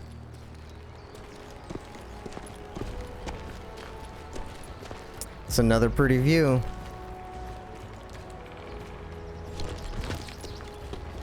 I mean, you can tell this game's a little older now, but I'm surprised. I remember this game looking worse than it does. Right from the beginning, I couldn't shake the feeling that Grey Wolf was watching my every move. Okay, I'm really confused as to how the upgrade, like the guns, work. Like, I've bought these guns, but how do I equip them? I don't understand how that part works.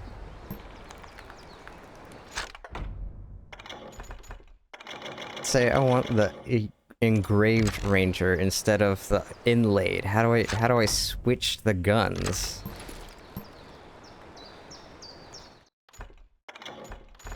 Help. How to play weapons. There are 8 standard weapons. No, I want to know how to switch weapons, though.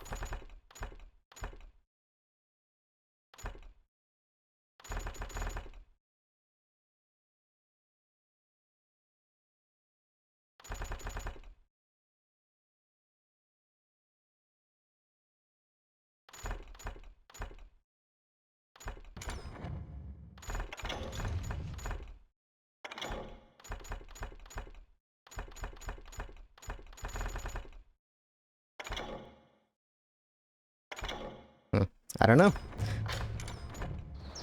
He led a band of young Apache warriors who wanted retribution and were more than willing to die for him.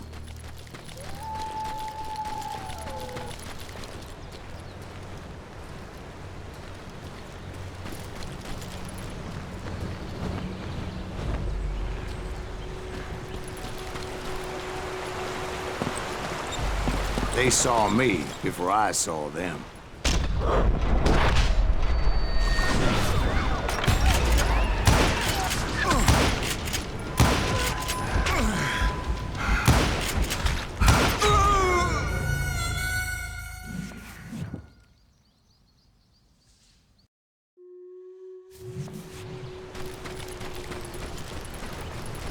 Just want to check what was going over on this trail real quick.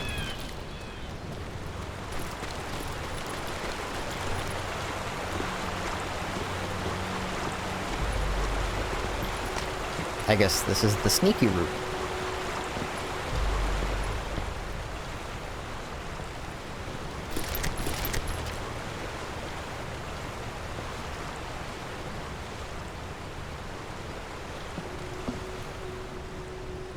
They saw me before I saw them. And it crossed my mind that maybe this wasn't such a good idea. But now that the shooting had started, there was no backing down.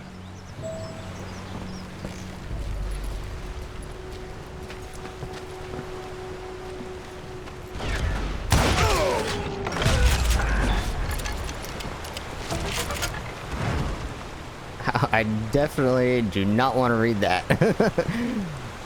I don't want to know some old-timey racism against Native Americans. It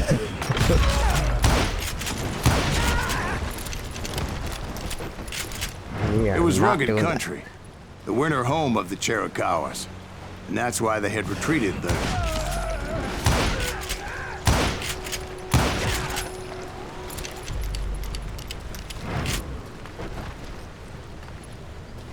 I admit to having some regrets about going after them the way I did.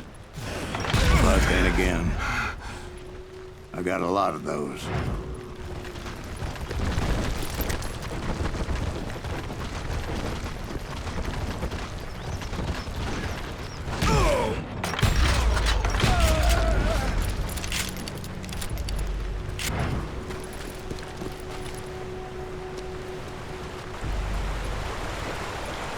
Did you find Grey Wolf? Not at that moment, but I did find the entrance to their hideout.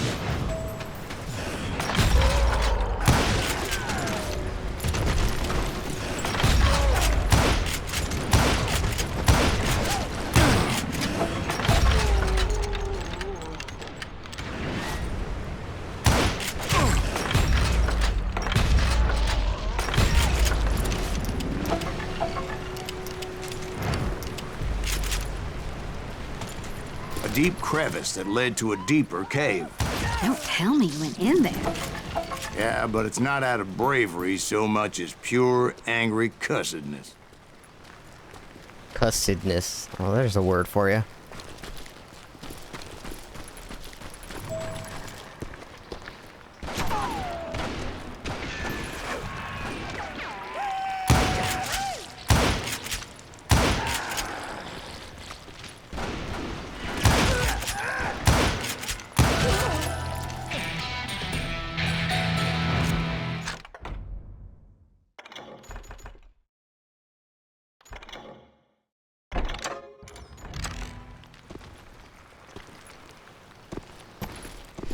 See, back then, I had a stubborn streak a mile wide, and I wasn't about to back down. So it was like pitch black in there? Actually, it was pretty well lit, as they had torches on the walls.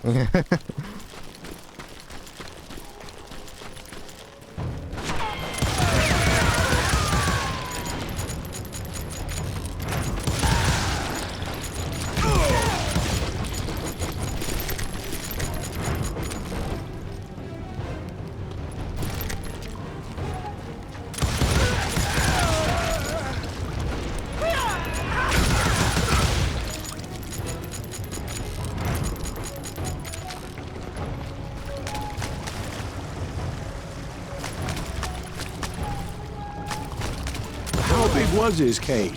Big as hell, Ben. Chiricahua had hid out there during the Indian Wars.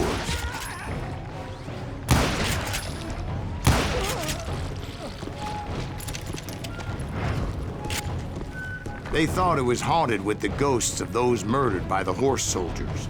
The cave was haunted with dead Indian ghosts? To be honest, I was more concerned with the live ones than the dead ones.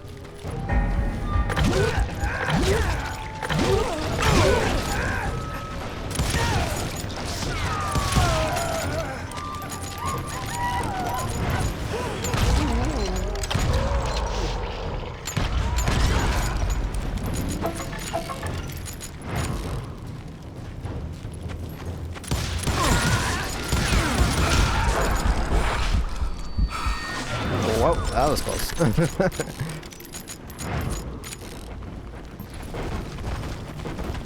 How come you know so much about engines? A few years back, I was married to two Mescalero women. At the same time? Yeah, they were sisters. Polygyny is traditional among the Mescalero. So what happened? Oh, I had to get out of there. Those girls never shut up. Both of them nagging at me all the time. Drove me half crazy. Haven't seen them since. No, I mean, what happened with Grey Wolf? Oh, well, I pursued him into the Cave of Death. That's not cool, bro. Just leaving I came your upon two this flooded wives? grotto, and that's when I saw him. He came to me unarmed and unafraid. His voice echoed in the shadows, and I sensed he meant me no harm. You carry great darkness in your heart, and if you do not release it, it will claim your soul. The sound of his voice put some kind of ancient Indian spell on me. What? As his story unfolded in my mind. You will come to this place again and kill many more men, and the darkness will grow until it consumes everything that you are. The soul would have no rainbow if the eye had no tears.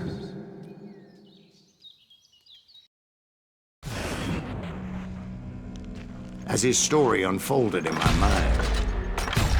You will come to this place again and kill many more men, and the darkness will grow until it consumes everything that you are. The soul would have no rainbow if the eye had no tears. He said I was a great warrior, a coyote man, unequaled by any other pale-faced warrior, or something like that. The snakes will bite shadows of your past until a venom poisons your heart, and an echo of the song of the dead summons the spirits deep from within the mountains. I didn't quite get what he was saying, but there was definitely snakes. And indeed, his warriors surrounded me and attacked me like hungry wolverines. They couldn't stop me, though, and Grey Wolf wasn't in the mood for idle talk.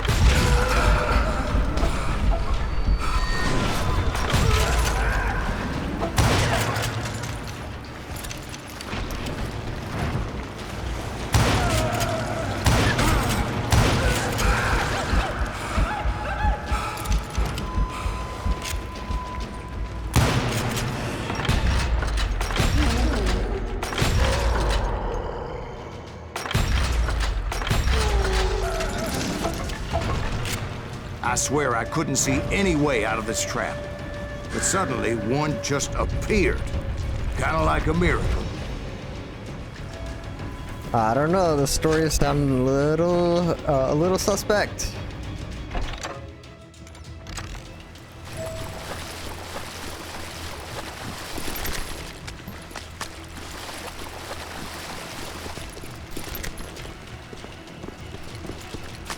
I felt like I would be lost in that damn cave forever.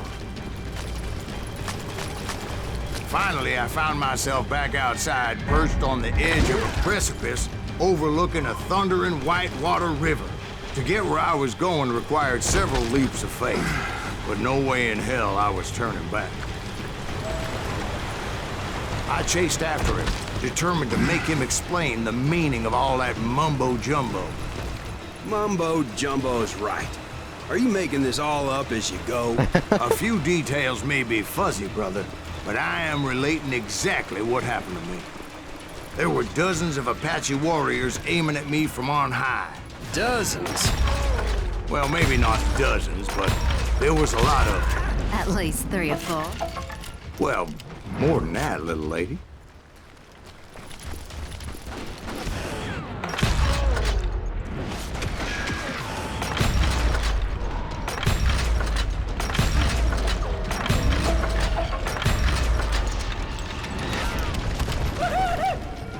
Steep climb up creek ahead of me and scrambled up those rocks like a mountain goat. I was determined to locate Grey Wolf and find out exactly what the hell he was trying to tell me. And wouldn't you know it, that crafty son of a bitch led me right into a trap. What kind of trap? Well, son, there had to be at least 100 Apaches surrounding me. 100? 100? God be my witness. Oh, come on. Who are you kidding? Hey, I believe you. Come on, tell us how it ended. All right, but I'm not gonna drag this out. Where were we? You were surrounded by 100 Apache warriors. Well, I didn't take the time to count them exactly, but there were a lot of them. Oh.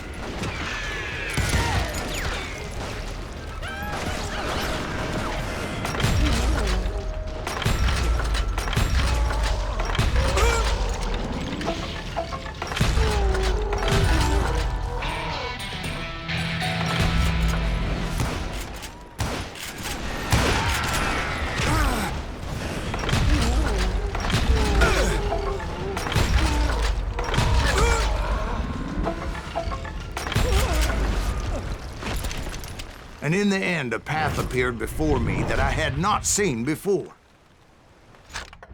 Okay, so next, let's see. Faster. Honestly, I should probably get that because I'm using the rifle a lot, obviously. So and I the followed reload it is as pretty I long. desperately needed to find out what Grey Wolf was trying to tell me. Yeah, you keep saying that, man. We get it.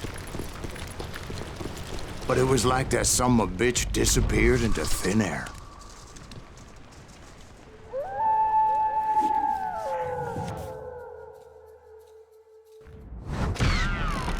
Never did find him. And never did collect my goddamn bounty.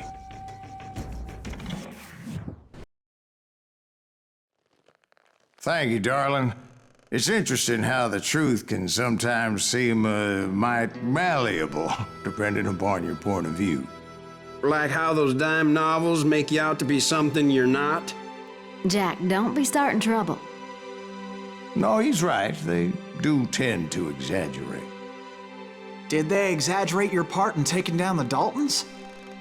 Well, I was there in the flesh, boy, so I saw what happened firsthand.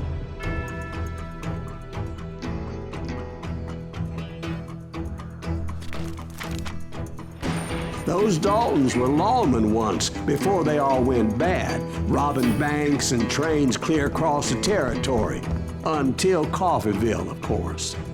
I was one of the citizens who took up arms that day. Fighting on the side of the right? I did my best, sir. We all did.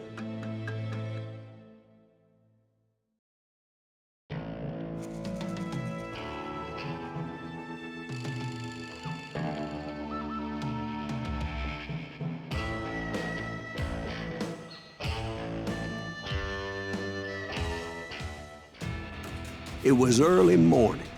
One of my friends was a local gunsmith, and he handed out firearms to anybody who'd take one.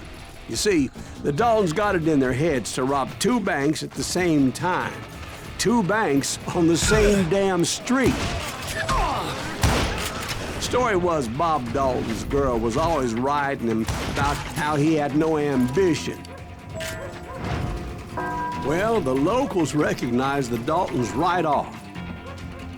Before they could get away, half the town took up arms to defend their property.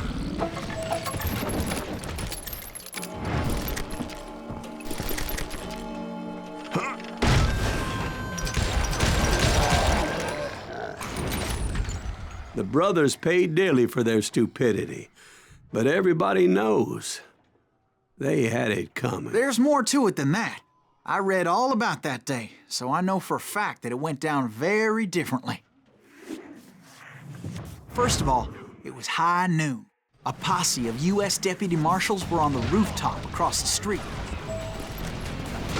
Get ready, boys. They're gonna make a move. The lawmen had been tracking the Daltons for months. Now they finally had them dead to rights. Among them was a bounty hunter feared by many a lawbreaker. This man had no intention of letting the Daltons slip away. They met an adversary that day who had no fear and offered them no quarter. The marshals tried to get the Daltons to surrender. They'll give up eventually. We just gotta wait the son of a bitches out. This bounty hunter knew that the brothers were far too proud to ever lay down their guns. So he went in there alone to confront those criminals. One of the marshals shouted, "Where are you going? Are you crazy?" Hey, where do you think you're going, dumbass? That rifle's mine. But he paid him no mind. He saw a way to get around to the back of the bank.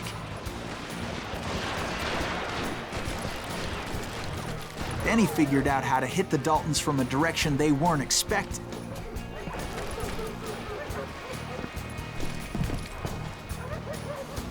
From above. Fortunately, a water tower was right there. I'm straying away from the story. A moment later, he was climbing up a steep ladder, laughing at danger as he did.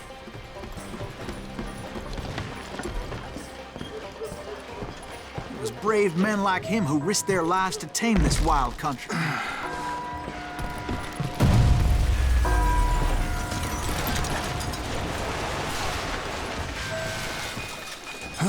We've got company.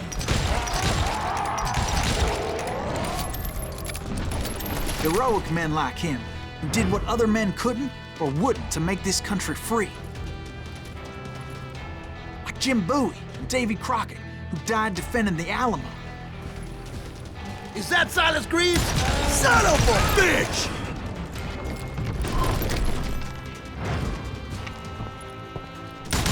You'll die for this, you hear me?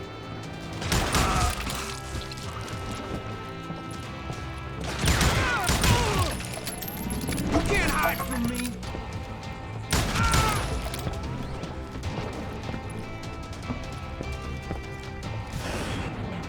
Over there!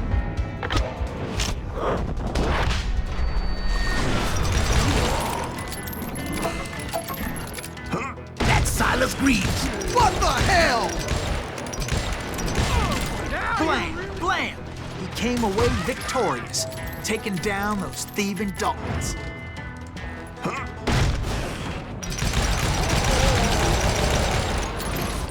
His name was Silas Greaves, and when the dust finally settled, he was the last man standing. Sorry, kid, but that just wasn't the way it happened.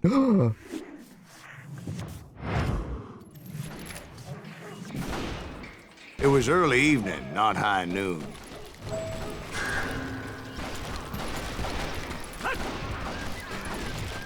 I was late to the party, and Coffeyville was already up in arms. The Daltons blew up a safe, and were all set to hightail it out of there. Those pathetic deputies surrounding the bank were dropping like flies.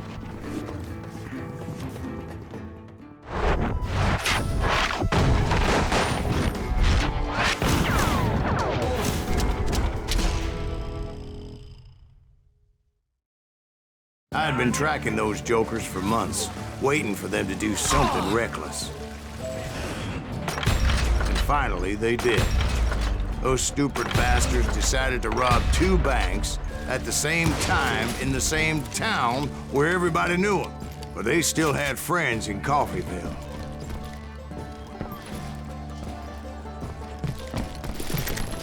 Shoot, I dare you! Oh, now what?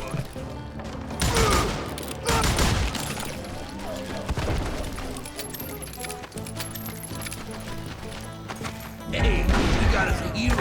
Put some holes in them! Those friends came after me like a pack of wild dogs, tooth and nail. They were coming at me from all directions.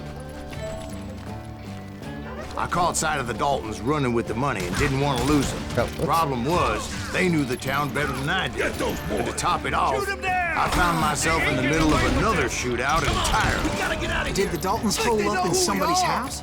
No, it was the Smiths, I believe. They were cousins of the Daltons. And they were shooting at the Browns, who were shooting at the Daltons. Which wasn't any surprise, because those 2 families have been feuding forever. No!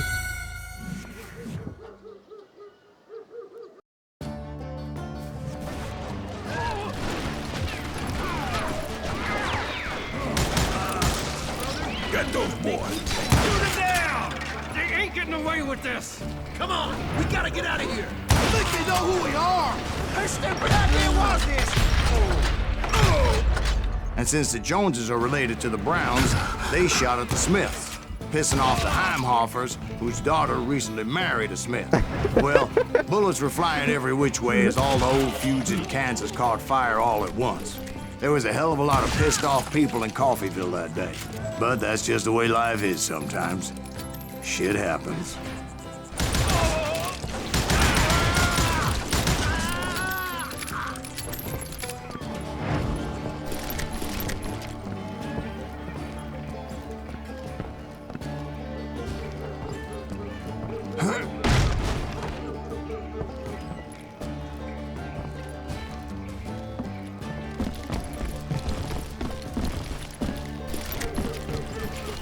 The Dalton boys knew I would never give up.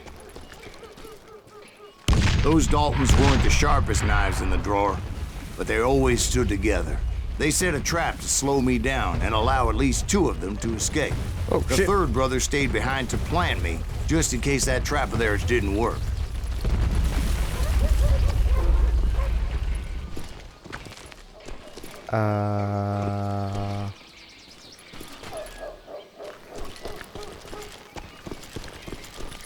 was Emmett, the youngest. And he decided to stand his ground and face me down. I ain't afraid of you, Silas Greaves. This is where it ends for you. He was determined to protect his brothers. And I understood how he felt. Taking me on all by his lonesome wasn't exactly a recipe for a long life. I'm gonna cut you in half.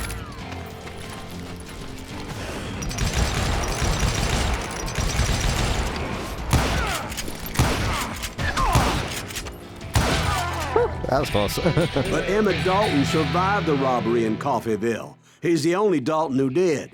They say he was shot 23 times. Well, Dwight, who do you think put all those damn holes in him?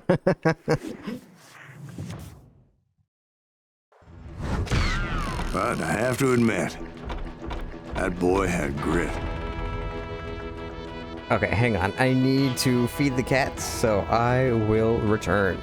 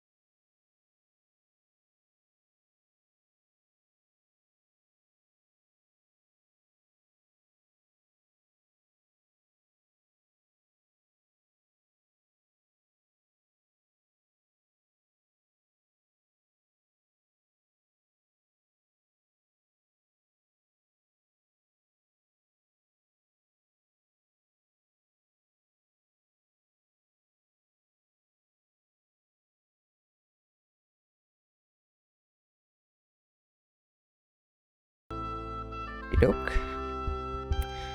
And let's continue.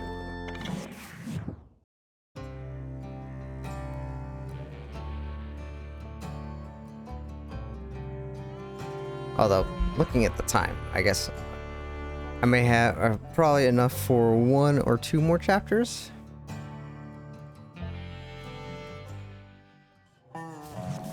We'll get those suckers! It took me a couple of days to track the Daltons down. They can't get away with this! And in that time, a whole posse of local vigilantes offered to lend a hand.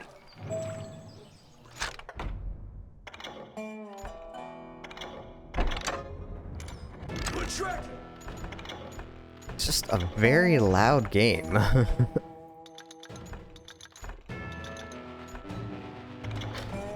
They seemed as determined as me to find those outlaws. But as we headed into those swamps, it was like I had my own private army. There was no way those boys were getting away this time.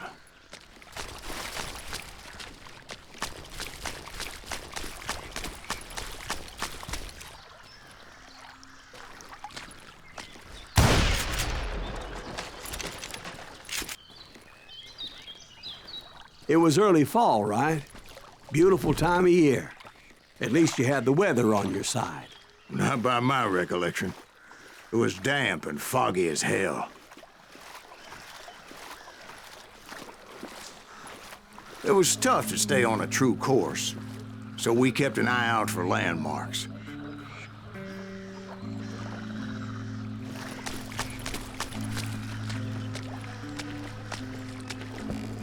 It was autumn. The maple trees were in full color, red as blood. I think this kind of stuff is cool. And actually, fog and swamps hinder orientation. The waypoint indicator is disabled for this mission. The vigilantes had spread out wide, and pretty soon I couldn't see anybody.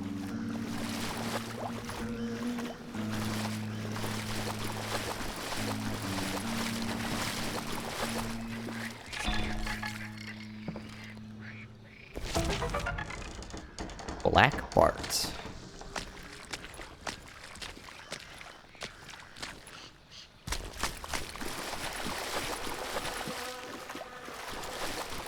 Bury them in the swamp! Plant them where they stand! Except for some bitches ahead of me wanting to do me harm. So I had to face them alone. I wondered why my compatriots didn't come running when they heard the shots. It's a valid question.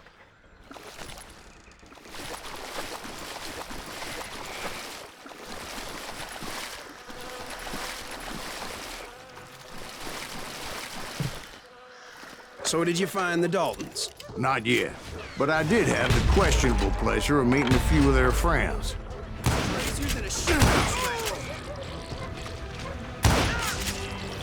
The boys had established quite a reputation by that time, so they attracted all manner of riffraff to their cause.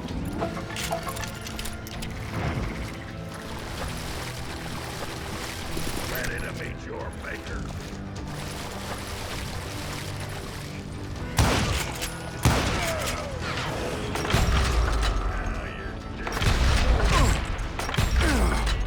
Who's shooting at me? Point being, I was under serious attack. Does that guy have dynamite on him? Showing your ass up. And my reinforcements was nowhere to be seen. Oh, okay. Not entirely sure what happened.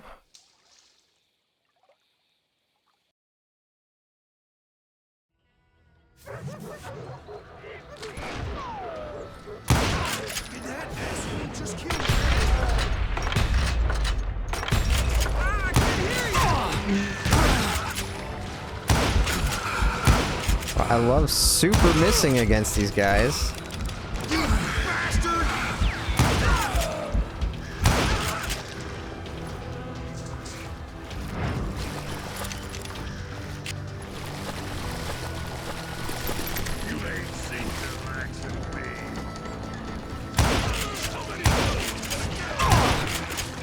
Death is coming for this. pissing me off.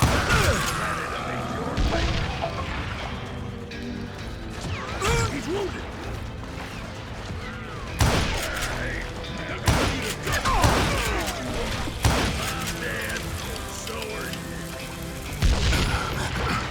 Well, two can play that game. Dynamite! I'm still standing.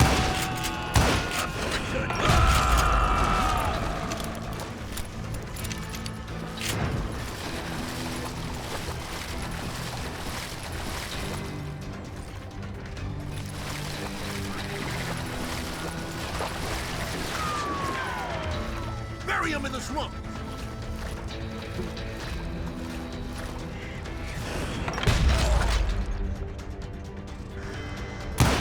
Damn you!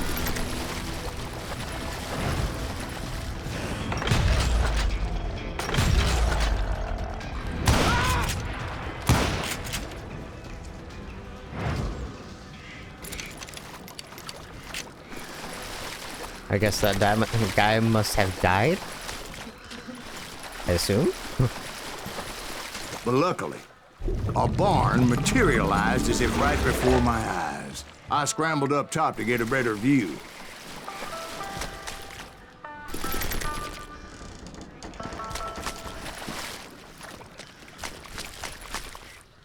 But just ended up falling inside. So, how did you get out? The barn doors was open. About right then, I saw some suspicious characters running through the bushes. Of course, I followed them. But that goddamn swamp was like a goddamn maze, and pretty soon I had no goddamn idea where I was. Steve? So I just started walking, and pretty soon... Oh. Wake up, Steve.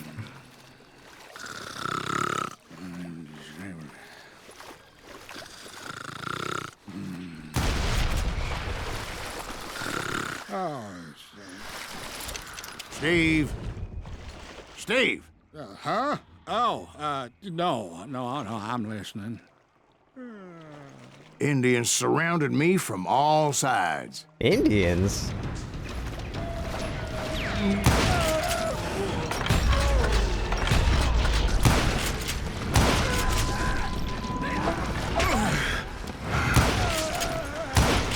Indians? There were Indians? No. I just wanted to make sure Steve was paying attention. Now, where was I? You were following the Daltons through a swamp? That's right. See, Steve? Dwight's paying attention. No, I'm listening. I was just resting my eyes. So, where was I? The Daltons. Right. See, there's a reason so many outlaw gangs are made up of brothers. Being a brother is a very sacred thing. It's a bond like no other.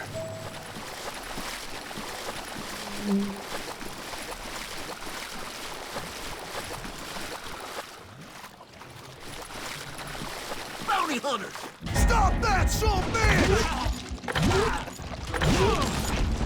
Thank you! So did you ever find the damn Daltons? Not yet. But I did find a few of their cousins. Kansans breed like rabbits. More Smiths or Heimhoffers or who knows what.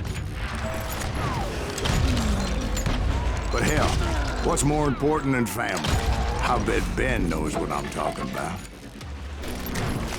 Kill that goddamn Why would Ben know about it?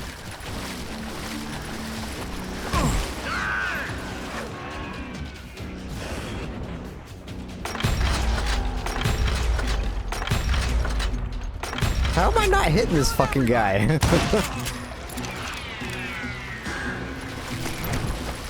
that stupid son of a...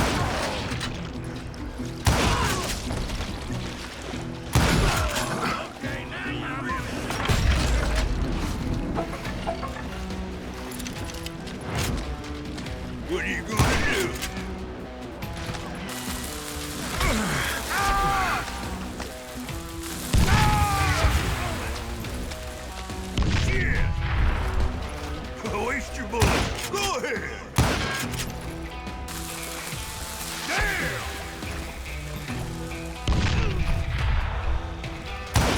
I guess this is where having extra dynamite would come in handy.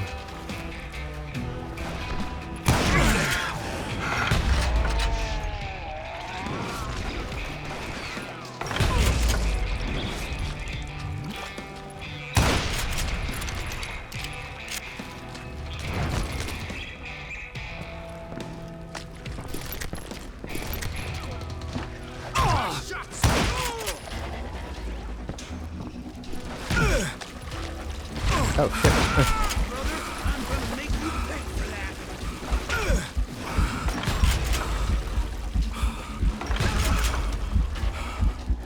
You can't hide from me.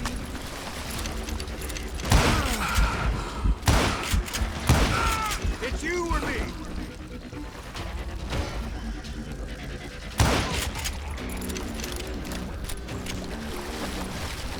I would prefer you personally.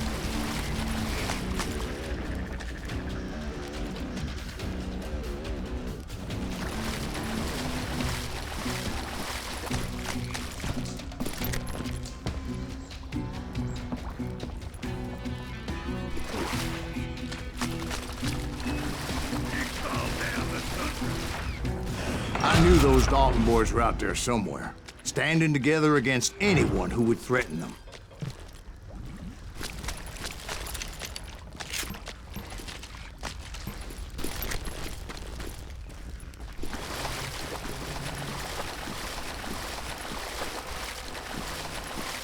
And that's when I saw it. A goddamn steamboat.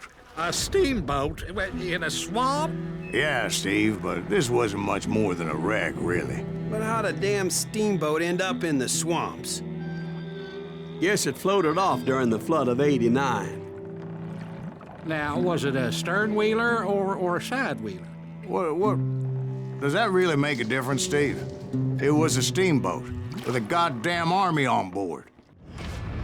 It was then that a fusillade of bullets come raining down from on high, and those vigilantes who accompanied me weren't anywhere to be found. But among those men that were shooting at me, I thought I saw some familiar faces. I gotta reload again.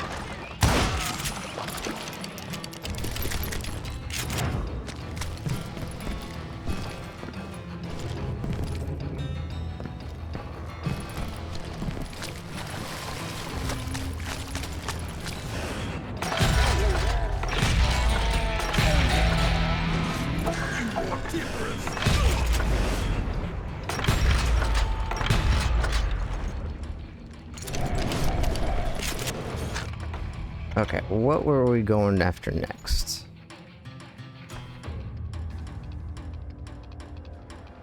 That's pretty good.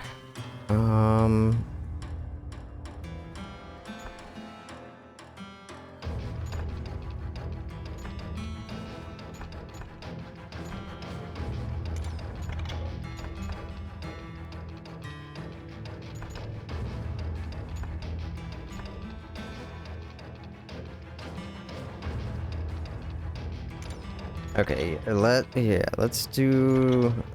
get this one, and then we'll move on to the close quarters, I think. Somewhere up there, the Daltons were waiting on me.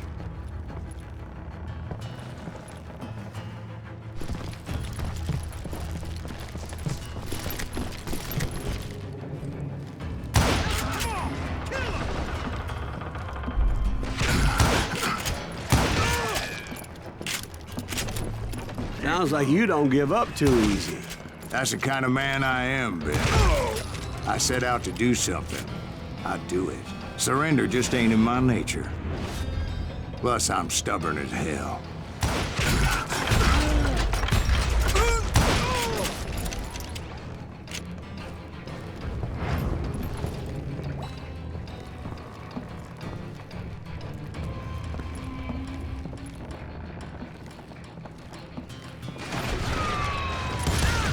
Rule the day.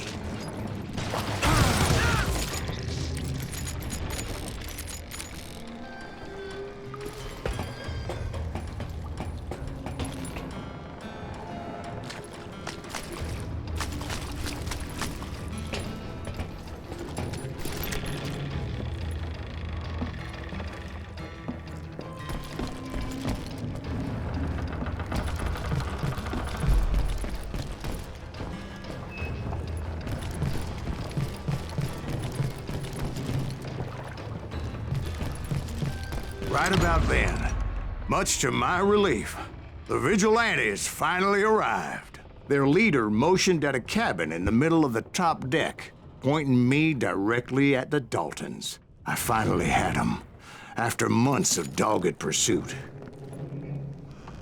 But it turned out that they had me. Yeah, how did you not see that coming? You to hell!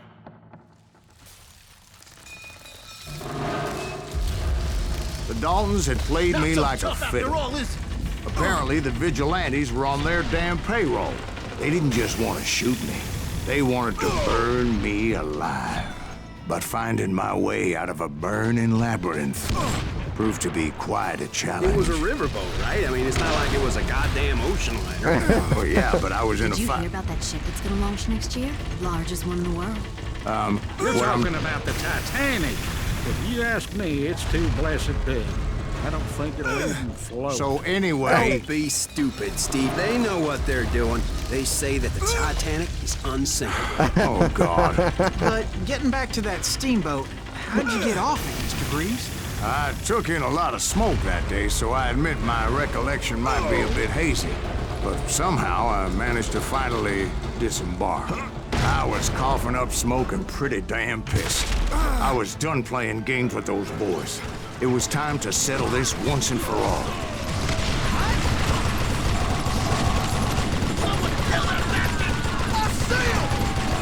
That Titanic sure is unsinkable, huh?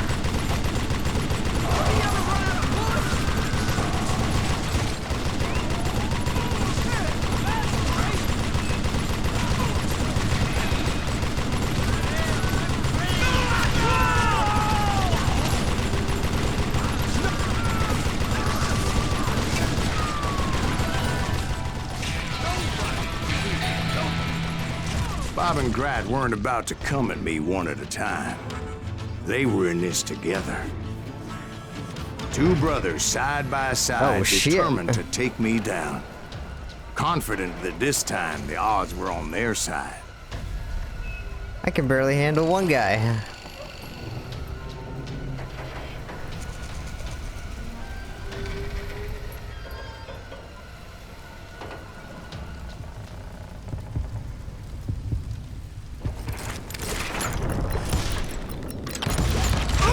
Aw, too bad.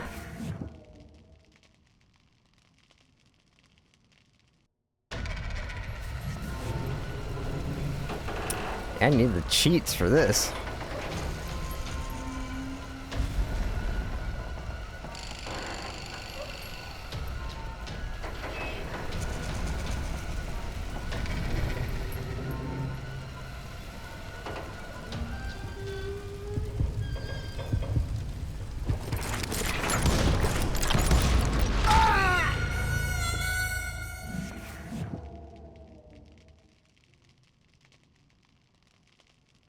History will remember you as a coward.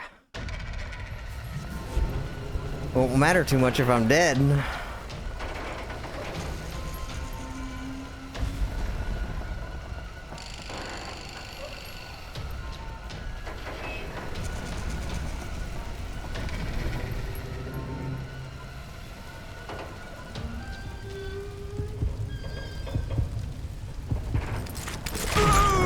Damn!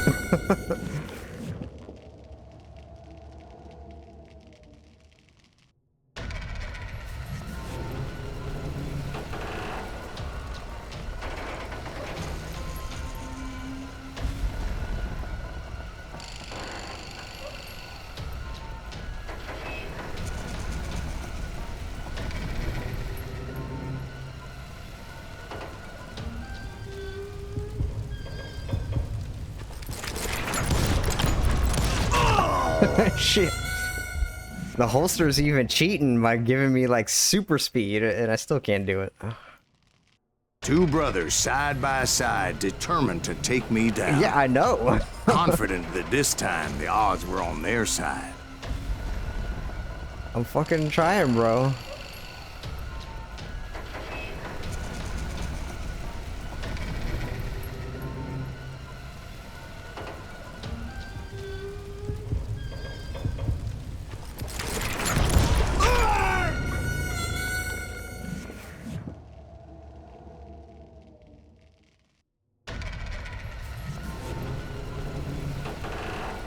Yeah, or look how fast the holster is going now, but I still can't fucking do it, man.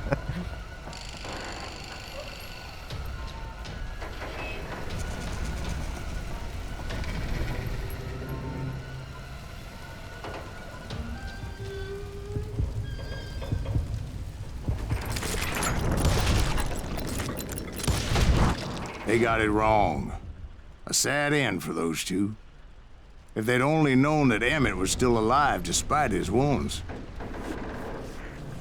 Paroled 14 years later, he moved to California and sold real estate and lived off the legend of that fateful day. And the tragic death of his two brothers. Okay, I got time for one more chapter. My own brothers died tragically as well, truth be told. Juarez. They had to get the name in there somewhere. It was 1868, and me and my older brothers were pulling a tidy profit running cattle into Juarez, Mexico. One night after my brothers retired for the evening, I found a little poker game in a cantina with a couple of cowboys. And I just couldn't lose. I even won an old Spanish coin that had to be 100 years old. Well, I was mighty pleased with myself the next morning as my brothers and I rode for Texas. But before we crossed the border, those cowboys caught up with us. It was Johnny Ringo, Roscoe Bob Bryant, and another asshole named Jim. They wanted their money back and everything else we had, including our lives, as those boys didn't want us coming for them later. Bob put that old Spanish coin in my mouth and said, "I won't have it said that I left you with nothing, boy." Well, those horses bolted, and there we hung as those bastards rode away. The branch finally snapped under the weight of the three of us, but being my older brothers were bigger and heavier, they were already dead. And right then I swore to myself that I would avenge them. Ringo you know about. But Bob eluded me, until I heard he was riding with the Wild Bunch.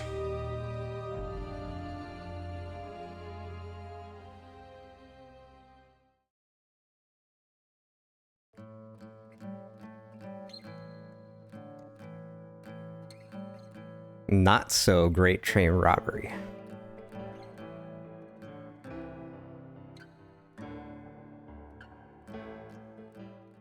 I'd been on their trail for months, ever since they left their hideout in the Bighorn Mountains. Led by Butch Cassidy, they were a loose association of outlaws who robbed banks and trains from Colorado to Montana. Among them was the Sundance Kid, and that murderous hombre I was tracking, Roscoe Bob Bryant. Were you a part of that giant Pinkerton posse after the Wild Bunch? No, boy. A circus like that would have slowed me down. Besides, I wanted Bryant all to myself. I'd heard about a large shipment of gold being transported to Wilcox, Wyoming on the Overland Flyer. I figured the Wild Bunch would likely hit such a treasure, and by God, I figured right. They blew the bridge with the intention of forcing the train to stop. Whoops. Well, I assumed the Wild Bunch was likely in the still intact part of the train high above, so I had no choice but to make my way up through the passenger cars dangling down. I was determined to make that sumbitch Bob pay for what he did to my brothers.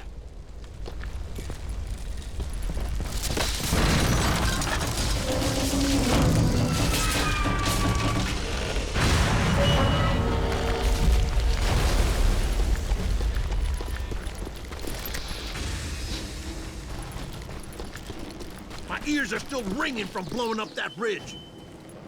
What'd you say? I can't hear a goddamn thing.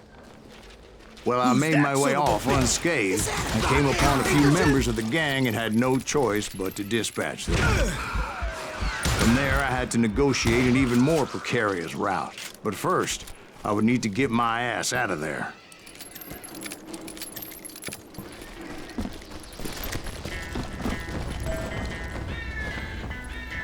Yeah, this seems smart. Oh, shit. I jumped from the frying pan into the fire as the train was clearly fixing to fall. I had found the gang, but in order to find old Bob, I needed to fight my way forward past a whole passel of desperados. Outside, inside, any way I could, I made my way towards my prey. Well, what about the passengers? It was mostly a freight train, as I recall. There were no passengers aboard that day.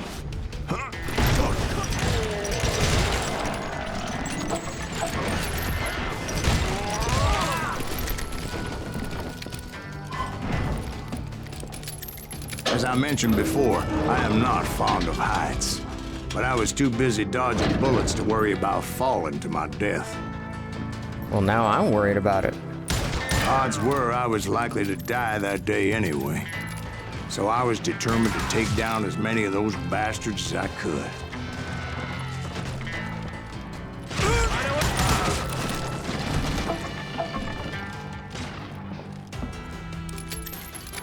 You ain't seen this. At times, it was like shooting ducks in a shooting gallery.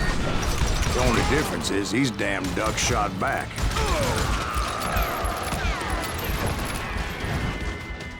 Shoot!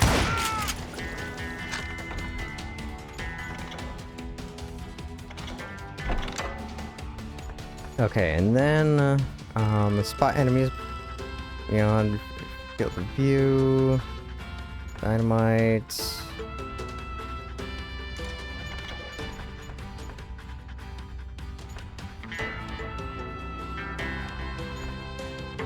Yeah, okay, so I want this one.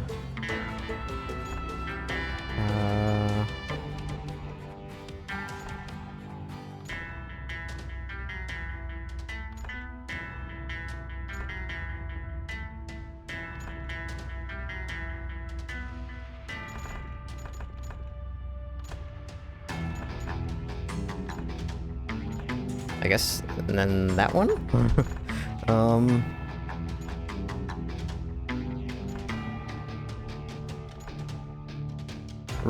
Doing fast reload with the shotgun will make it a lot better, I think.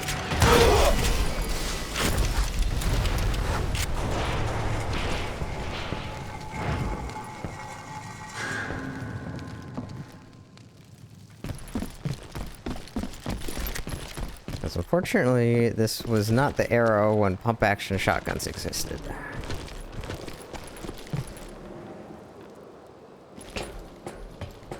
I kept hoping the law would show up and give me a hand. You mean like that giant Pinkerton posse that I read about? Did they come riding in, guns a-blazing to help? No, this is my story.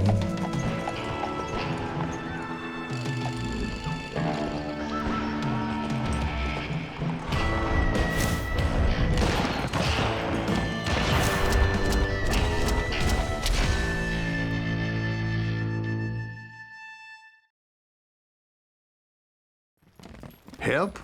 From the Pinkertons? No, son. I had to fight the Wild Bunch all by my lonesome, as usual. Who the hell is that? God damn you! He's out of his mind! Got cover! Retreat! Retreat!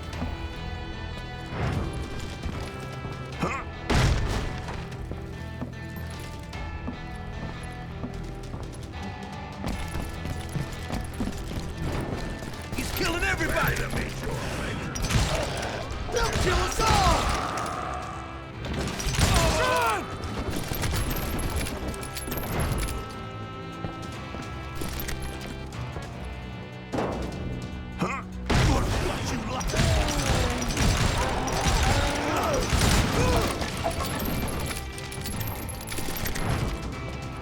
Kind of to see what the hell was going on with all those guys, or with that guy's corpse in the way. My guess is those dime novels didn't portray this as it happened, did they? Only a few stragglers were left, and I had to cut them down pronto if I was going to stay on old Bob's trail.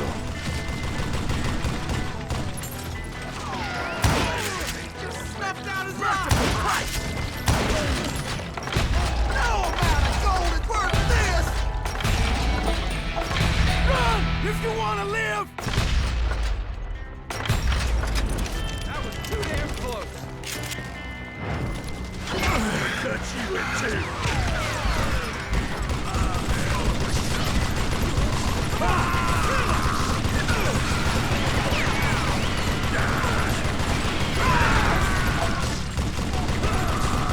Only a few left, huh?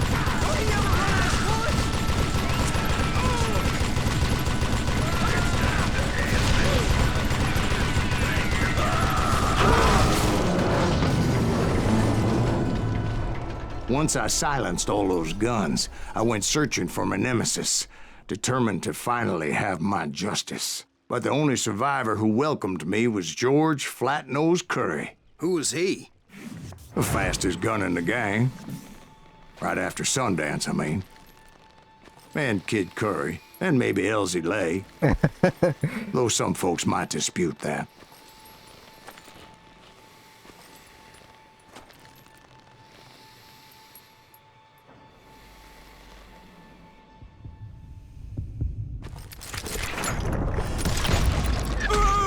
Ah. I actually pulled it and shot him first this time.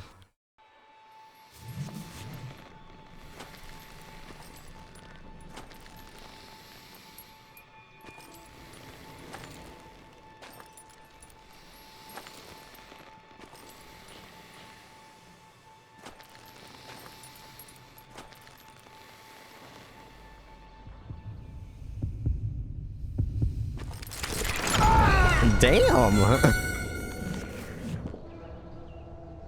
Hand speed was 90%, and he's still a quick draw.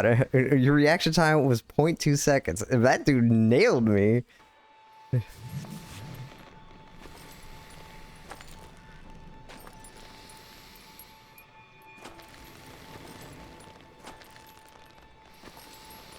And this is like the 6th fastest guy in the gang? Shit.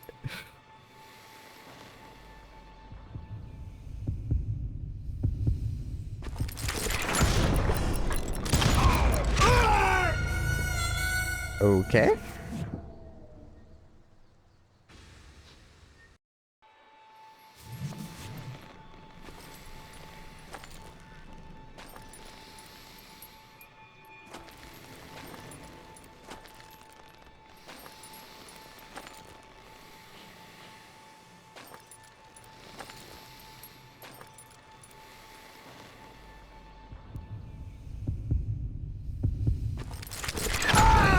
Jesus.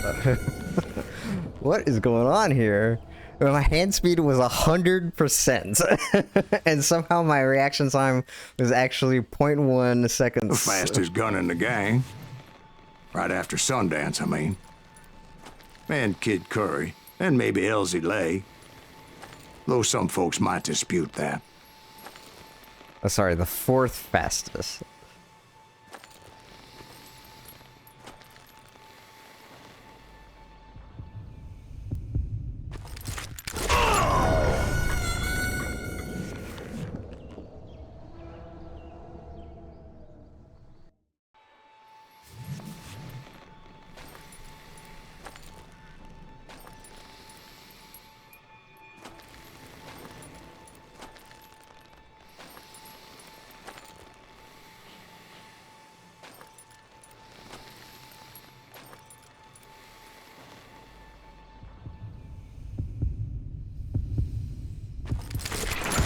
There we go. On that very same day, Butch Cassidy and the Sundance Kid decided to leave the Wild Bunch behind and decamped for South America.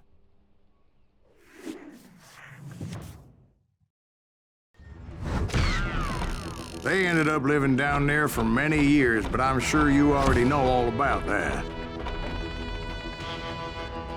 Okay, so I am going to.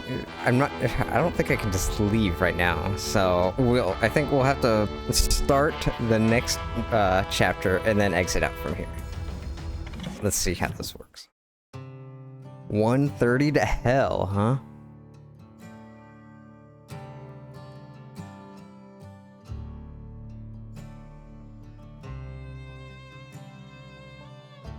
Smashing enter before the level was loaded was considered dishonorable. Okay, well, now I'm curious as to what happens if you do that. I tried to find Bob Bryant, but it was as if he'd disappeared. Sometime later, I heard the Wild Bunch was back together. Kid Curry escaped from jail, and now he was running the whole shebang. So I took to their trail, as I was still in pursuit of my brother's killer and hoped that he was back with him. Okay, so wait, I finished everything here, right?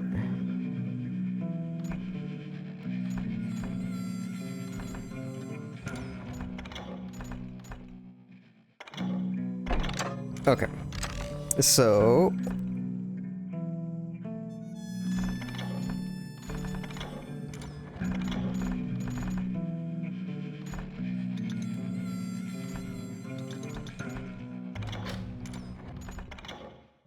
Okie doke. So we are going to call it for the day here, and we will return. I actually do not know how much game there is left. I think it's only like a 6-hour game, so we're probably a little either halfway or maybe a little under halfway. So we will try to finish this up tomorrow.